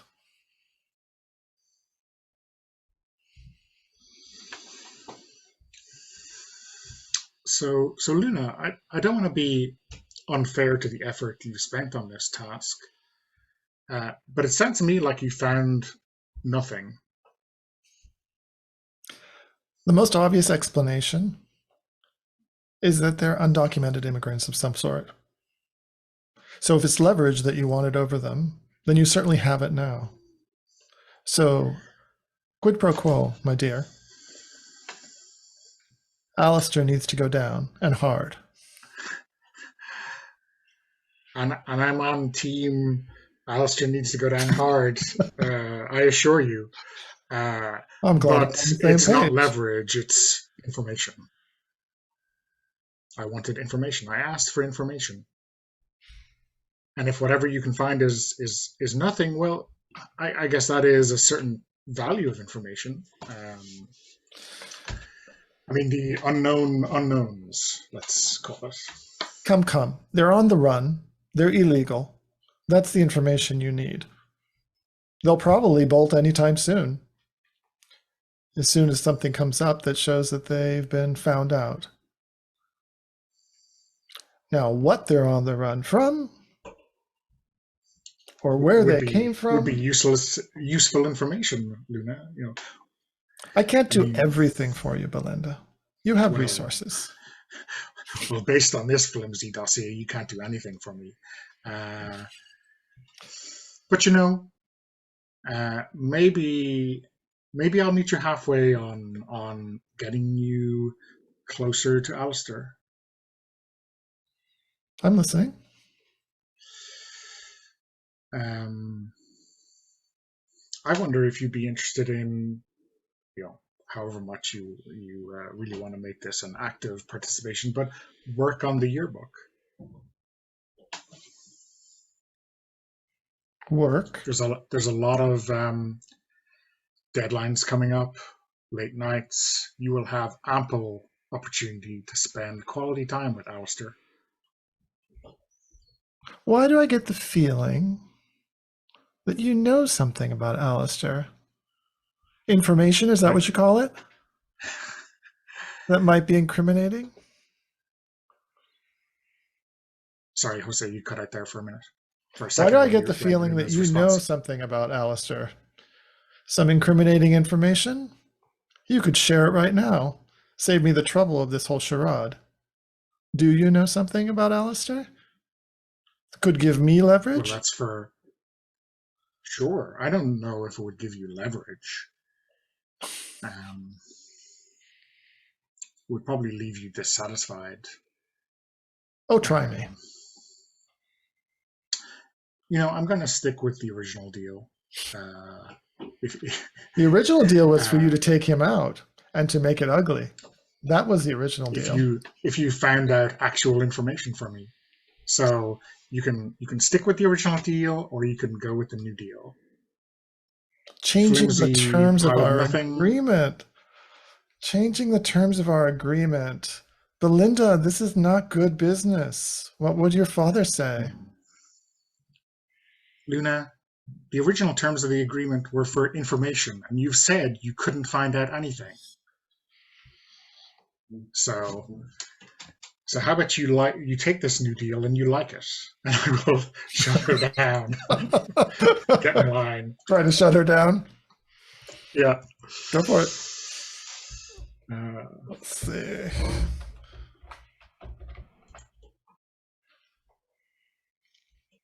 It's a 9. 9. So, on a 9, you can choose from the list below. But Okay. Luna will give you a condition. You've got a bunch of them. It's true. I will take a string on her, and I will give her a condition that is. Oh, that's right. You have 2. Wow.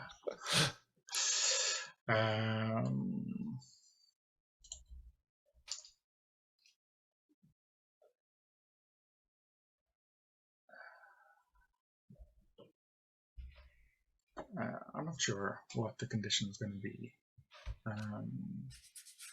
Maybe I just take +1 forward instead, given that I can. +1 forward against her? Okay. Yeah. Well, +1 forward. I think it's. Oh, it's just a period. It's just +1 forward. Yeah, yeah. It's just a period +1 forward. Yeah. Yeah. All right. If you take a note of the +1 forward and the string, and I'll put the string on the Miro board eventually. And then she's going to give you a condition of what's for this I want to say, well, untrustworthy seems not the right word. Someone who reneges on deals. What do you call them? I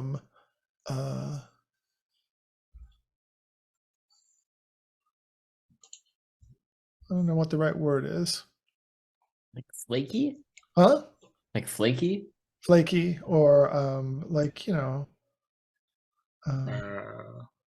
Like, is it sharp practice, or is it something like? Yeah, Double dealer. Double dealer. Ah, that's it. Thank you. Double dealer. If that's okay with you, Donna. Yep. Add to your collection. You have a collection of conditions. I do have a collection. I wonder what it's like for you and Chloe having so many conditions. It's complicated, I think. So Luna jumps up and says, grabs her folder and says, fine. You win. I'll come and work at the yearbook. Keep my eye on Alistair. But don't think we're making deals again. Double dealers like you, burn your bridges. And she turns and she walks away. And I guess we can cut the scene there, or Rowan comes up very quietly and says, I think we're closing now. Could you go? I'm just gonna glare, right? Because, like, oh, you can stay if you can stay if you're drinking. You know, I'll be tidying up. He said that to No, Luna. He didn't say it to Yeah, you. exactly.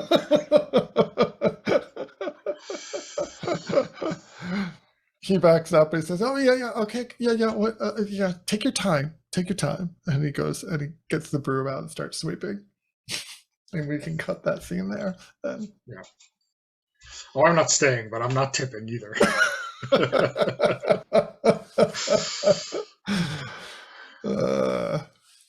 Okay. Let's see. Alistair, is there something that you wanted to call a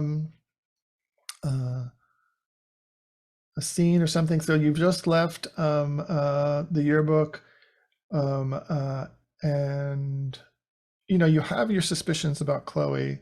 You're also motivated to try to figure out how to take that hex off of Melinda.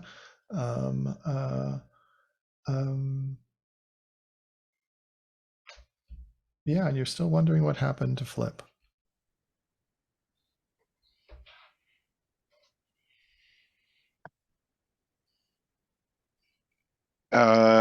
So let me. I think what Alistair's up to is pretty panicked about Belinda. Okay. And so he is just trying to figure out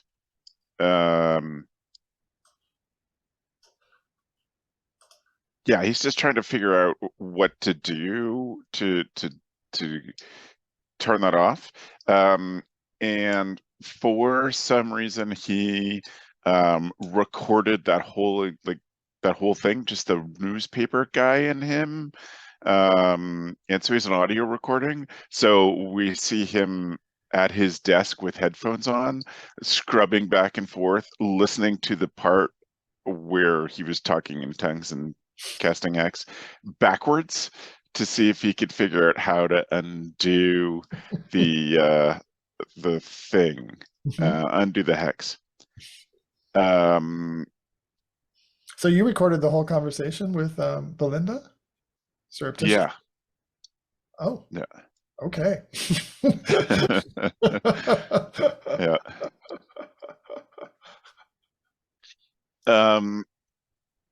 Yeah, so I don't know what to do.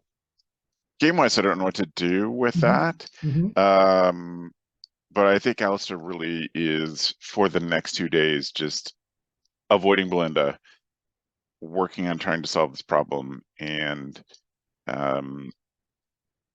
like any desperate whatever. Like this is, ground up Eye of Newt kind of panic in a basement workshop kind of thing. Okay, so rather than doing a gaze or anything like that, I think it's gonna take you some time to figure out how to do this. Okay. And at some point we will do probably a gaze to see if you can remove this hex from her. Okay. But for the moment, the hex is going to remain. So let me just turn to Chloe. In the denouement of the very dramatic scene at your house, I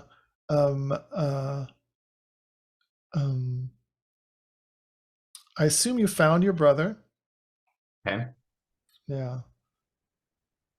And how do you respond when you find your brother and he's just sitting on a curb somewhere, maybe like a block from your house? It looks like he's been crying.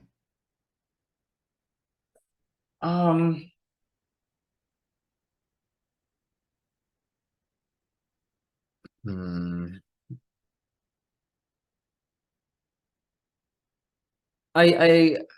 don't know that I would need to like role play the interaction out play by play, but I think I'm going to try to like Be nice. calm him down and be nice to him. Yeah, no, because that was legitimately a messed up thing, and if he saw the same thing I did, then there's something off. So, I'll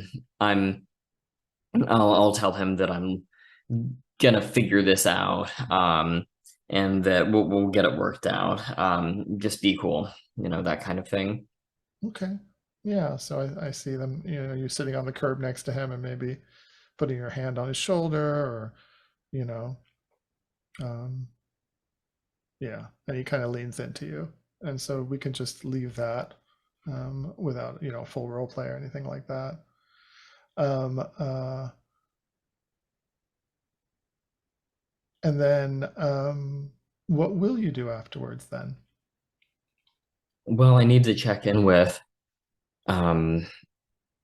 August and Belinda, I think, about getting to that party because I was going to check out the antler skull. That's still kind of front of my goal list, I think. Right. Now, Donna, you introduced the party. Have you invited other people to the party yet, or is it an adults thing, or what's your sense of it? I think it's an adults thing, but Uh-huh. maybe I'd be allowed to bring someone. Uh-huh. Though, if we just want to get the skull from the basement, we could definitely do that separately. No, I think we could set it all up. But so you have spoken to August about it, right? I think I've mentioned it to August, but it originally wasn't part of the plan for when Right. we would do the reverse parent trap. But you Yeah. know, I'm happy for that to be sprung on. Sprung on me, right? Because I remember August was saying, "Oh, that would be a great time to do it." Yeah. So Chloe, you know about the party, but you don't you haven't been invited. Right. I mean, August kind of gave me the, hey, can you be my +1, +2? +2. Oh, okay. So that's the extent to which I Oh, have. so maybe you have been invited. Okay. Well, not by Belinda personally, but proxy. by yeah. By proxy. Yeah. Okay. All right. But you haven't told Belinda about that. Yeah. No, but there's no reason for me not to. I mean, but Belinda and I are friends, I What's guess. been going on with you and Belinda since the fateful night? Are you guys avoiding each other, or have you seen each other? What's it been like between you two? I see no reason why I would avoid Belinda. What about you, Donna? You had that experience at the track meet. I do have that experience on the track meet, and I mean, I think maybe it was an awkward Monday, but maybe I have tried to, I don't know, ignore the broken fences, or whatever the metaphor here is. What mends and fences? Yeah. Yeah. Mm-hmm. So yeah, and maybe we've not been able to catch up properly because of the yearbook, Deadlines. The grind has gotten a little bit intense. So maybe that night, that missed call you got from me is kind of a prompt for you to reach out. I don't know. Yeah, sure, that makes sense. Mm-hmm. So yeah, I mean, I'm happy to give Belinda a call and just, I don't know how much you want to play it out, but I mean, basically just say, hey, August invited me to this party at your place. Just wanted to make sure that was cool with you, because I don't want to crash your thing. That's kind of what I would say. Mm-hmm. August invited you to the spring solstice. Is that the theme? Okay. They didn't say much about it. That's not the theme. That's when it is. The rite of spring. I'm surprised that August thinks he has an invite, but maybe he neglected to tell me. You want to come to the party? I mean, I can probably. Yeah, I mean, whether or not August can make it, I mean, I'm happy to go.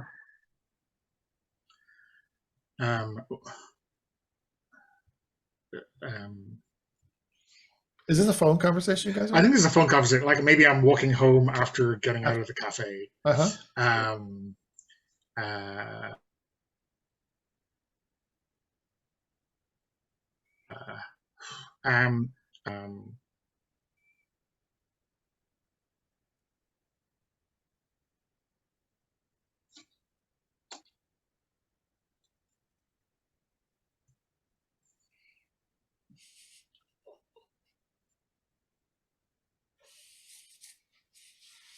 Did I cut out there again? Are you there? Oh, yeah, I'm here. Are we there? Okay, yeah. David, I just want to, as an aside, just for fun, I just want to remind you that Belinda can't lie to you. Oh. During this conversation. Okay. Now, Chloe didn't know that, but I just wanted David to remember that. Right. If you want to make trouble with that. Yeah, I'll bear that in mind. Okay. I mean, maybe the Shadow Queen has an inkling, right? And gives you a nudge. Ah. Yeah, sure. So, yeah, I mean, I guess that's kind of where I fall to just start with. I just basically say like, hey, I mean, if you're cool with me coming, I don't know what the deal with August is. He seemed to be under the impression that he was coming, but it's all good. Like, if you just want me to go, that's cool too. Ask her if she wants you to come. I mean, do you want me to come? Um, yeah, I mean, I would like. I mean, if you're not busy right now, you could come over.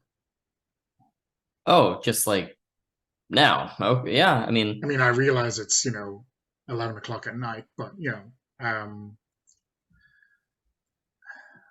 listen, if you have something, I mean, you could borrow something of mine if you don't have something like high formal to wear at this party, because it is like pretty dialed to 11, right? yeah, I bet. I mean, if you don't mind, is that why you want me to come over? Sure. That I mean, no, that's not what I. No, Careful. but yes, it's an extra. It's an extra thing, I guess. Oh, okay. Why does What's she- the other reason? Um, um, because I can't get you out of my head, and I am like, I want to see you. Oh. Um, uh, yeah. Well, tell you what, let's talk about it if that's cool. I'll be over in like 20 minutes. Okay. Okay, let's cut away I'll from see you that. then. August escaped on your bicycle. Your sneakers covered in vomit. Riding away. A lot of stuff going through your mind. What happens next for August? What do we see?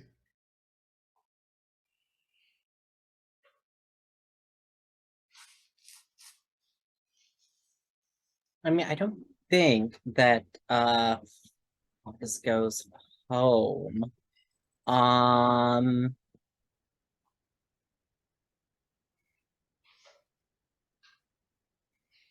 Yeah, let's see. I'm just gonna voice this. I mean, I think I'm gonna turn up at Alistair's place, I guess. Like, I'm just thinking of where else I would go. Mhm. Uh, uh,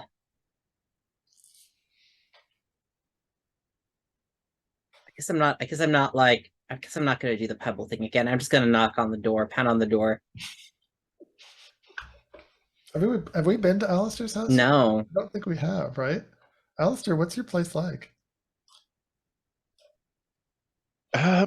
We haven't talked about any family details about Alistair No, we haven't. other than dirt bikes. Other than dirt bikes, yeah. And that Dirt you had bikes. oh no, you didn't have a brother. No, the other dirt bike was Flips. That's right. Yeah. Right. Yeah. So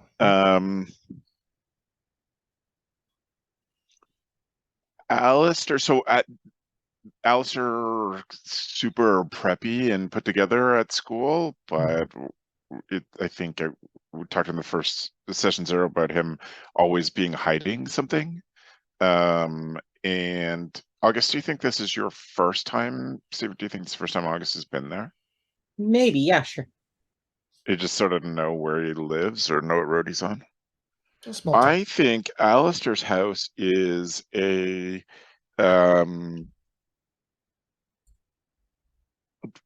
on a road kind of at the edge of town.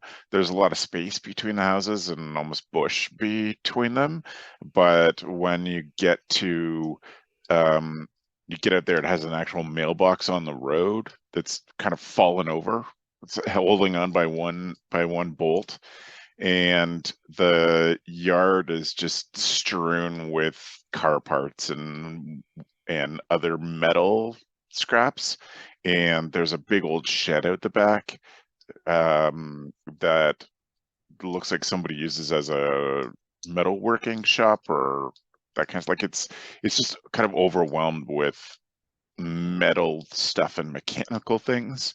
Lots of broken excuse me, lots of broken motorcycles, dirt bikes, and cars. And this is late at night. Mhm. So there are a bunch of old white big guys hanging out back there. There's a bunch of motorcycles and a bunch of guys that just listening to heavy metal music and yelling. And at the moment that you show up, they are taking shots at cans on a fence post with an old, in fact, they're doing it with an old World War II Luger and giggling and drinking beer. It's exactly the opposite of what Alistair puts out in the world. Yeah. I mean, I guess in that case, I don't go pound on the door, and I kind of like. Well, they're all out back. Oh, You they're wanna- out back. But you can hear the gunshots, right? Yeah, heavy metal music, and I don't think you see Alistair there. I think it's just like a parent and crazy motorcycle friends. Yeah. I mean, I think I'm. Yeah. I'll go up and knock on the door then. Yeah. Okay.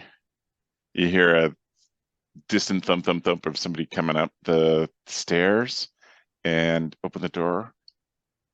August, what the hell are you doing? Did my dad see you? No. Look, Okay.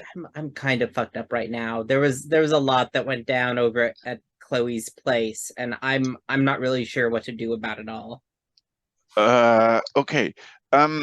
Yeah, come on in. And Alistair looks around towards the garage shoppy thing and hustles you inside the door. And the house is just sort of gross and overgrown, not overgrown, that's the wrong word. Overflowing with junk. And Alistair kind of hustles you down to a downstairs basement in this downstairs basement. To a room in the basement that is not really a fully furnished basement,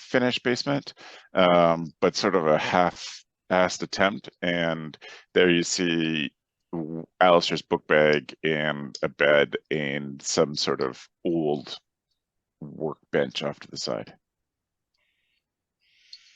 Come on in. Do you want a beer? That's kind of all we have in the house is beer. You know what? Sure. I don't really look. A lot's happened today. Sure. I'll have a beer. And he just pushes some books off a big old comfy recliner kind of chair and says, "Here, have a seat. I'll go see if I can get us a couple of beers." And then Alistair's gone for a very long time. It like half an hour later, it comes back with 2 beers.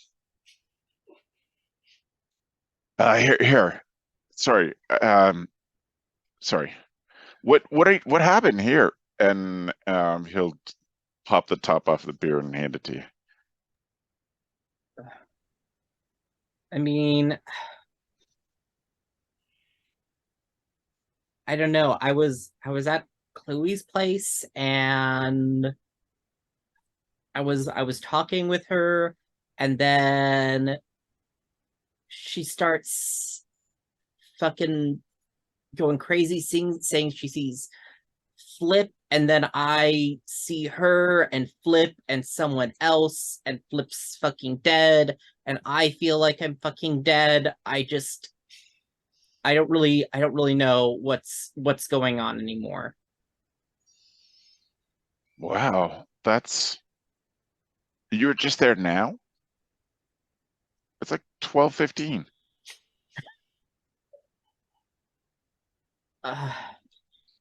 Yeah, yeah. Okay. I don't know. I maybe got lost for like an hour. I'm not sure.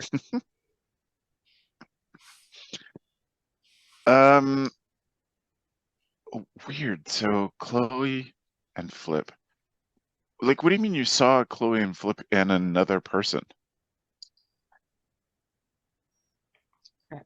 I don't know. I just know, but I just felt like there was someone else there, and they were just fucking watching like a creep.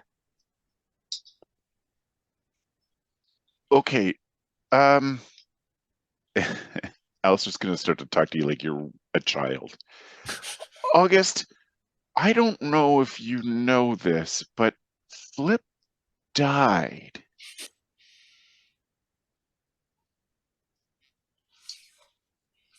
Do you remember Flip dying? Yeah, I remember Flip dying. But you saw Flip at Chloe's house.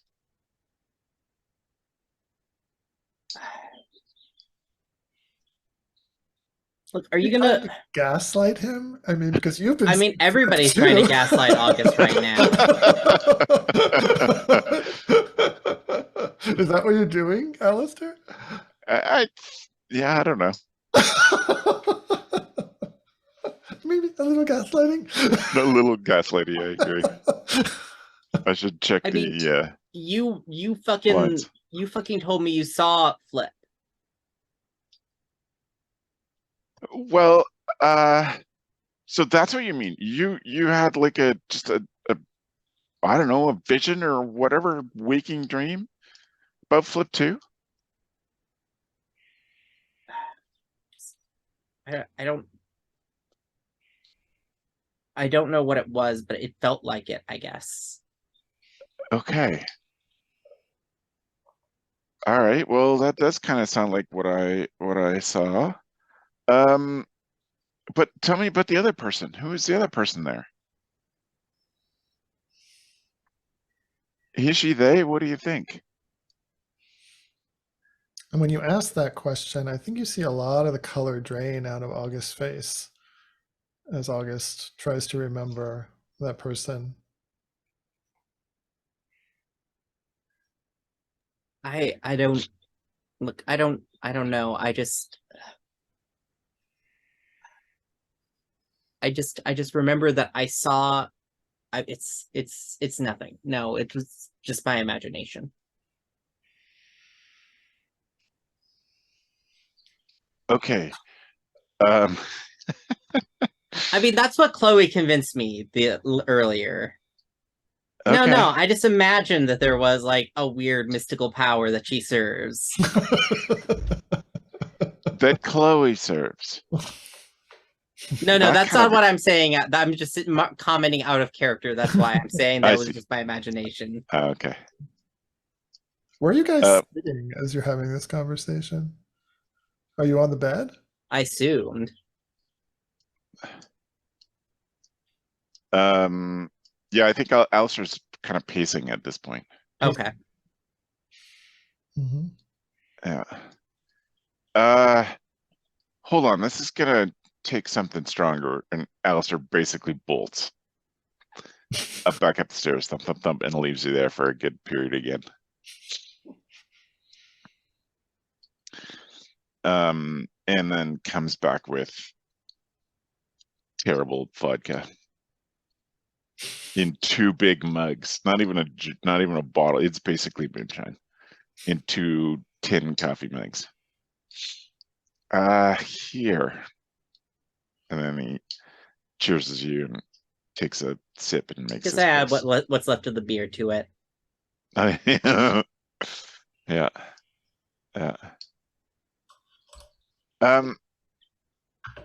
Yeah.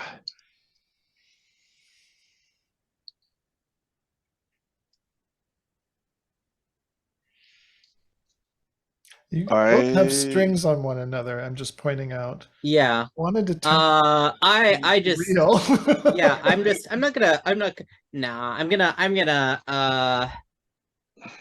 look, I don't know what's going on, but I've been crashing at Billy's place the past few nights, and it's been fucking me up a little bit, I think. And I think I like lean back in bed and like stretch my back a little, almost like a cat that is like flopping back onto their back and is stretching out. Do you mind if I crash here tonight? Kitty. I'm gonna try to turn you on. Okay. With your special move, right? Yeah. All right. So that gives me, I think, a +1, right? Yeah, Yeah. +1. So that gives me a total of 2. That's an 8. Okay, so on an 8,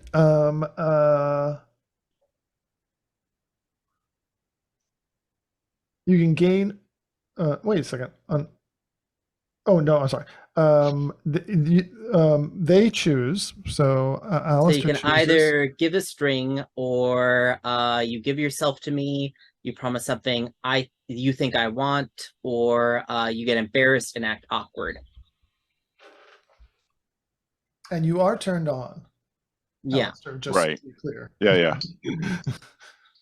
No, I think Alistair's had a big day or two, and I think he goes for it. Okay. Okay. Well, we can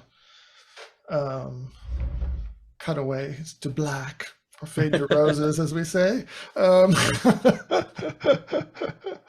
And why don't we just resolve the sex moves for a moment, the mechanics of it? And yeah, that does sound like a yes on staying over. So why don't you read your sex move, August? Yeah. When I lie naked with someone, naked with another, I can ask them for a promise. If they refuse, I take 2 strings on them. I think I say like, look, I feel like everyone is fucking lying to me these days. You're not gonna lie to me, are you, Alistair? No, of course. Are you gonna lie to me? No. It's important that you say yes, August. Oh, I mean, sorry. No, you said, are you going to lie to me? And then it's important you say yes. Good point. Good Logic point. puzzle. Okay. There you go. It's important that you tell the truth. So this is like after the fact, a little pillow. Yeah. Right. Yeah. Yeah. No, I'm not. I've usually found stupidly truthful with people. Okay. And that's true. Narratively, August has been stupidly truthful with everyone around him. Wears his heart on his sleeve and everything else too. So all right. And then Alistair, do you want to read your sex move? Yeah. After sex, you take a sympathetic token from them. They know all about it, and it's cool. Uh-huh. So is there something on August's person that you want to ask of him? Because he's in your space right now. Right. God, if it's like a creepy thing, like what if that fucking ring I threw out into the woods, it just turned up in my pocket? Oh, right. From Belinda, the bracelet. It was the bracelet. The bracelet Yeah. from Belinda, it turns up in your pocket. Ouch. Like a bad penny. Yeah. Right. You cannot get rid of our gifts. Even if you try. No kidding. It's up to you, Yeah, though. that's It's great. your No, it's your sex move, so you can ask for anything you want, Alistair.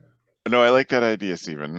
I reach down and grab my jeans and hand you yours, and the bracelet falls out. And I just put it in the front pocket of my jeans and say, I'm just gonna keep this for a while. I think I pull it out of the pocket of your jeans and like clip it onto you and smile and say, "It looks good on you." There we go. I love it. And I think we can cut there. All right, let's I think that's a good place to wrap since we're getting short on time. I'm going to stop the recording here.